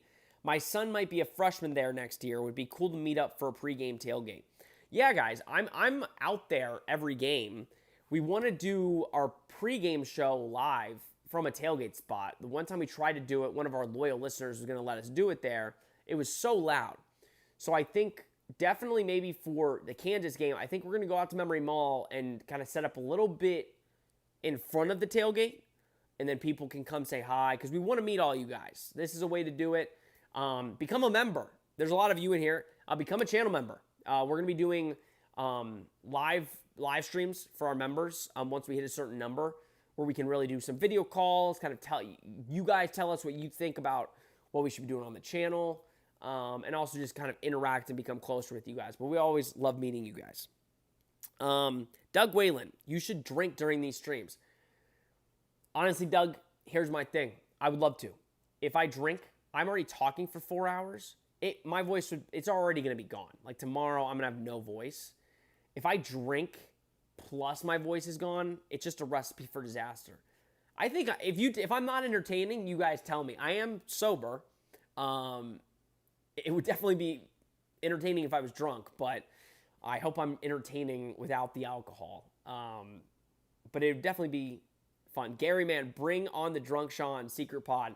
You guys become channel members, I will post a Drunk Sean podcast for channel members. That's what I'll do. If we get to 10 channel members in the next week, I will do a Drunk Sean pod where I give you all my deepest, darkest thoughts on UCF football. So go become a channel member today. Excuse me. Xavier's video archive. Despite the performance today, I'm excited to be back in the Bounce House next Saturday. It's a fan's choice game, so I'm hoping there's some really fun outfits. Xavier, I'll be honest, I hate fans' choice. I do. I really do. Just wear all black. Like, let's do a black, like, everybody wear black. Let's do a white out. Like, let's do something fun. I don't know. Fans' choice, it gets all, like, it's just too, but who am I? I'm glad you are appreciative of it and you like it. But yeah. Games with Easton. There's a lot to be encouraged by. The team never gave up. No, they didn't. And that's where I think this team is not bad. It's average. And I think they can become better as the games go on. Ron L. Jones, sponsors. Oh, the Doug. You should drink on stream. Yeah, if you can give me some sponsors, Doug. Or Ron L. Whoever wants to give me some sponsors, man. We are always looking for sponsors of the channel. I think we've grown enough to where I think we can get some more sponsors. We are sponsored by FanDuel, America's #1 sportsbook. Guys, I'm sorry if you lost some bets on FanDuel, but FanDuel is our one sponsor, but we want some local sponsors. Michael L., will you do a pregame and postgame from the Bounce House next week for Kansas? Thank you, Michael. Yes, we will be. We will be live, pre- and postgame, per usual. Pre-game, again, we're not sure necessarily if we're going to do it from the Bounce House spot if we go out to the tailgate. If you guys are at the tailgate, we definitely want to be doing some from there. It's just a little bit harder. We want to make it the best stream possible. But we will be doing our live pre- and post-game next week for sure. Not green, still possible for a 6 or 7 win season? Yes, easily. You can get to 6 wins. There are 3 games on the schedule right now that I think UCF should be favored by at least I was going to say a touchdown, but that's not true. I think you look at a team like West Virginia. That's a game that you should be able to, you're at home, you should be able to win. You look at a team like, are we at home? Yeah, we're at home against West Virginia. Oklahoma State, that's another game. And what was the other one I said? Those are 2. Oh, Houston. Those are 3 games right there that if you win those 3, there's 3. But those are the games that you should win. Like, you need to win. And then maybe have an upset here or there. Winning this game almost would have ensured UCF to have a bowl game, in my opinion. So it hurts, but at the same time, you have some wins there on the schedule, potentially. Dylan Watson, what's your favorite sad drink for when we lose? You know, I'm a big old-fashioned guy, so I'd probably just say a regular, like, Buffalo Trace old-fashioned. I don't have a smoker. I want a smoker because that would be even better, like a smoked old-fashioned after we lose. But if I'm being simple, let's just be honest, like a Miller or a Coors Light, like just pull one out, have a quick beer. But if I'm going like alcohol, like if in my perfect world, like where I get one of the, like a nice cherry, an old-fashioned. Thank you for the question, Dylan. Jared Todd, I have to keep reminding myself that before the season started, I would have been happy with 5 wins, and at least that is still possible. Yes. I don't want to, like, you are 100% spot on. And that's why probably I seem way too happy. I'm not happy. I'm not happy we lost this game. But when you go in with so little expectation, it makes the losses easier. Now, if UCF lost 51-7, we're having a different talk. We're saying UCF looks awful against decent competition. Granted, they were outmatched in every facet of the football game today. Hands down, they were. But I think as the game went along, you saw some positive things that you could take and move forward. And I think that's what you have to kind of latch on to at this point. There's not really much else that we can do. You need to improve to be better than the bad teams on your schedule. If you can get to 6 wins, that's all I care about. 5 wins, I'm not happy with. I need you to go to a bowl game this year because I think that sets your program off on a good start, regardless of who you beat. Doesn't matter for me. You shouldn't be good this year. So if you beat the teams that you're supposed to beat, that's all I care about. That's all I care about. Win do. What do you think our chances of winning the North Carolina game? What do you think our chances of winning the North Carolina game is going to be? Well, 100% because we've already beat North Carolina. So that would be 100%. I'm trying to think. I'm trying to think of who you think. Win do. If you're still in, let me know who you're referencing. I think is or which team you meant to say. Let me see. Aguaya Green, I'm in the Marching Knights. I wish I could stop by and say what's up. Listen, for some reason, Marching Knights, we have a lot of Marching Knights fans. And we love the Marching Knights. Y'all do a great job. But we have so many Marching Knights fans that come up and say I'm part of the Marching Knights. So that it brings joy, but it's also just like shocking sometimes. But Aguaya, we appreciate you. Oh, and it kind of makes sense. I'm looking at my phone, and if I just looked very closely at your picture, I could have seen that you have a huge instrument. So we appreciate you tuning in and being here the entire game and talking and putting in comments. It really helps me get through this. And appreciate all you guys for putting in comments. It's been, how long have we been streaming for? Over 4 hours. So we appreciate you guys. I appreciate you guys for real. Doug Whalen, Drunk Sean would be my equivalent to OnlyFans Sean. Oh Lord. All right, let's not go crazy here. The minute I make an OnlyFans is the minute you will not see me on the internet. That would be very interesting.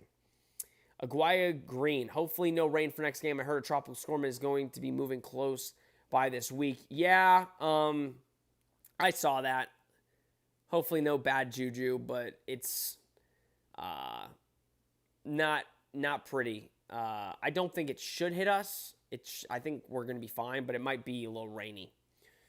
Michael L., I feel like Houston, West Virginia, and Oklahoma State are all possible wins. They're all home games too. Exactly. And that's what I'm saying. Like, all possible wins, all at home against lesser opponents.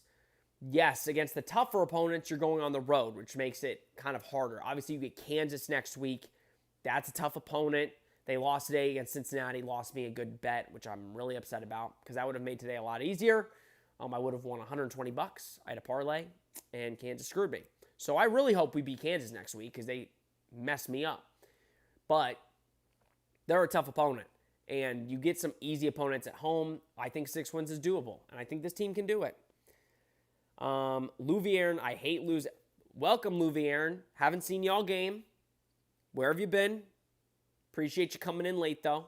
At least you came. I hate losing. Nothing tops getting a hot chalky and spotting Sean Green through the window. That's not weird. Nothing tops getting a hot chalky and spotting Sean Green through the window. Are you talking about, maybe at the game? Can you see me at the game? Up in the press box? That was a little weird, Louvierne. Listen, love you because you're always in here. But not weird at all. Not weird at all. Ron L. Jones will forever love Scott Frost. I was there from 2017. You didn't put the next year. But no, I think Scott, listen, I was critical of the Scott Frost hire. I think Scott, usually these retread coaches don't work. But I'll say this about Scott Frost and the staff he's brought in. He's, I think, already started to bring the right culture that UCF has needed. and I've really liked what he's done so far with the program and with everything going on. So I quickly kind of got in my nostalgia era and loved it. And I've liked what he's done so far. Games with Easton Frost kept saying that we have a long way to go. We all really wanted the win, but what areas do you feel could change quickly to bring us to a higher level? Ultimately, I think it's building a team. And unfortunately, in college football today, it's so hard to do that because you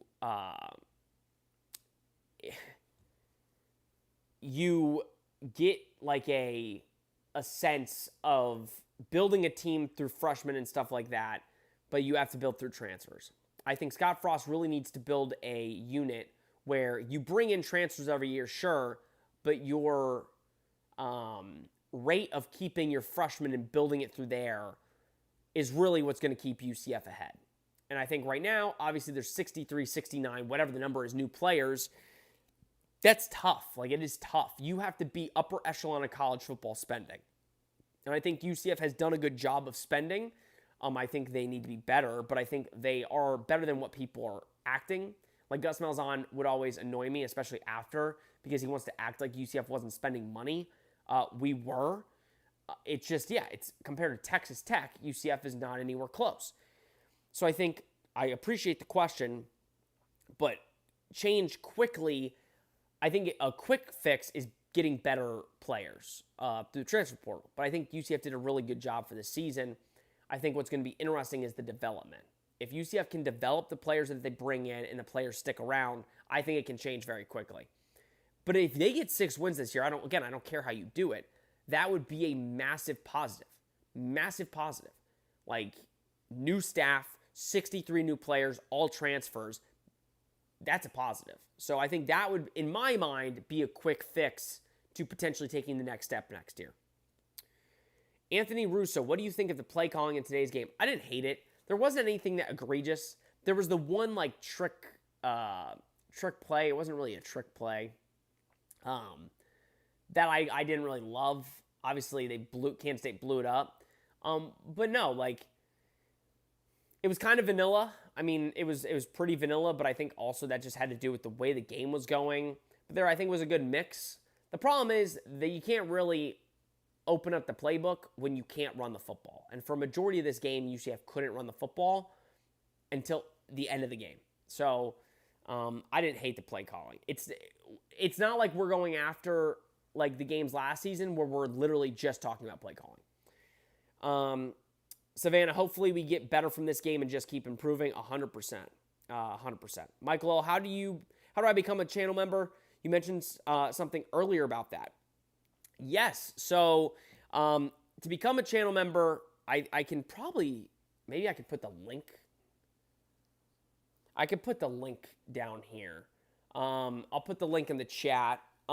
Basically, to become a channel member, there's a join button. I think there's a way to do it on your phone, but I haven't found a good way to do it. But we always want, if you want to become a member, we are always wanting to add members. Let me see how I can do this. Here we go. I'm going to put this in the chat right now. Hang in there with me, guys. 1 second. I'm going to put the link in here. Boom. So there you go. So that is how you become a channel member. Click that link, and it'll take you to become a channel member. And we appreciate all channel members. Again, we have some good stuff for channel members. Like I said, once we hit a certain number, we're going to start doing, we're going to have a Twitter group chat for all of our channel members. We have live streams where we can kind of do FaceTimes and talk to all of you guys. And we have some cool more perks with discounted merch that we're building and stuff like that. So if you want to become a channel member, that would be the link to do it. But Michael, it is easier online. If you go on YouTube on your computer, there's a join button, and you'll just hit join and do that. We appreciate any support. Lou Vierne, I met you at my friend's clubhouse in Oviedo. I went to get a hot chocolate and saw you through the window before saying hi, to clarify. It was like a year ago. At the apartment complex. Was that at the apartment complex? Am I thinking of that right? I think it was you at the apartment complex. Well, good. I'm glad to know that is you, because it was great meeting you when I met you. Ron L. Jones, I need a roster update on College Football 26 for this team. Yeah, it might be a little bit. It might be a couple. And Lou Vierne, to close it out, my takeaways are the O-line is the biggest issue. Taven was getting slaughtered out there. Don't let Jakari throw as usual. Wide receivers had lots of bad drops. And the 2 delay of game calls. Shivers down my spine. I swore I saw Gus on the field. Yes, the apartment complex. Lou Vierne, I appreciate you. That's the perfect way to sum it up. Everything there, perfect way to sum up this game. Guys, I'll give you a couple minutes if you want to become a member. No, I'm just kidding. Appreciate all of you tuning in. It amazes me how many actually watch this game with me all the time. We love doing the live watch-alongs. The next time we do it, Nick will be joining me, so you can have 2 people to bounce off with. I will be going and recording the post-game pod immediately. I'm going to get a drink of water, maybe a sip of beer, before I go and film the post-game podcast, which will be up probably by like 7 p.m., maybe before that. I don't know how much I'm going to talk. Probably be like a quick 25, 30-minute podcast. But I appreciate all of you guys. Please like, subscribe, donate, share, do all that you do. And as always, we are sponsored by FanDuel, America's #1 sportsbook. I apologize if any of you took the UCF line that FanDuel provided, but it was the same line everywhere. FanDuel is the best place to make all of your wagers, all of your bets for UCF this season. They have the best lines, and FanDuel is the easiest app to use. They are America's #1 sportsbook, and they are a proud sponsor of the Charge On podcast. Guys, I appreciate you as always. Tough loss. UCF loses 34-20. This has been the Charge On live watch along. I've been your host, or whatever you want to call me, Sean Green. Please have a good rest of your college football Saturday. Please enjoy the rest of the games. And I will see you hopefully tonight on the post-game podcast if you choose to watch it. Thank you guys. I appreciate you. Talk to you later.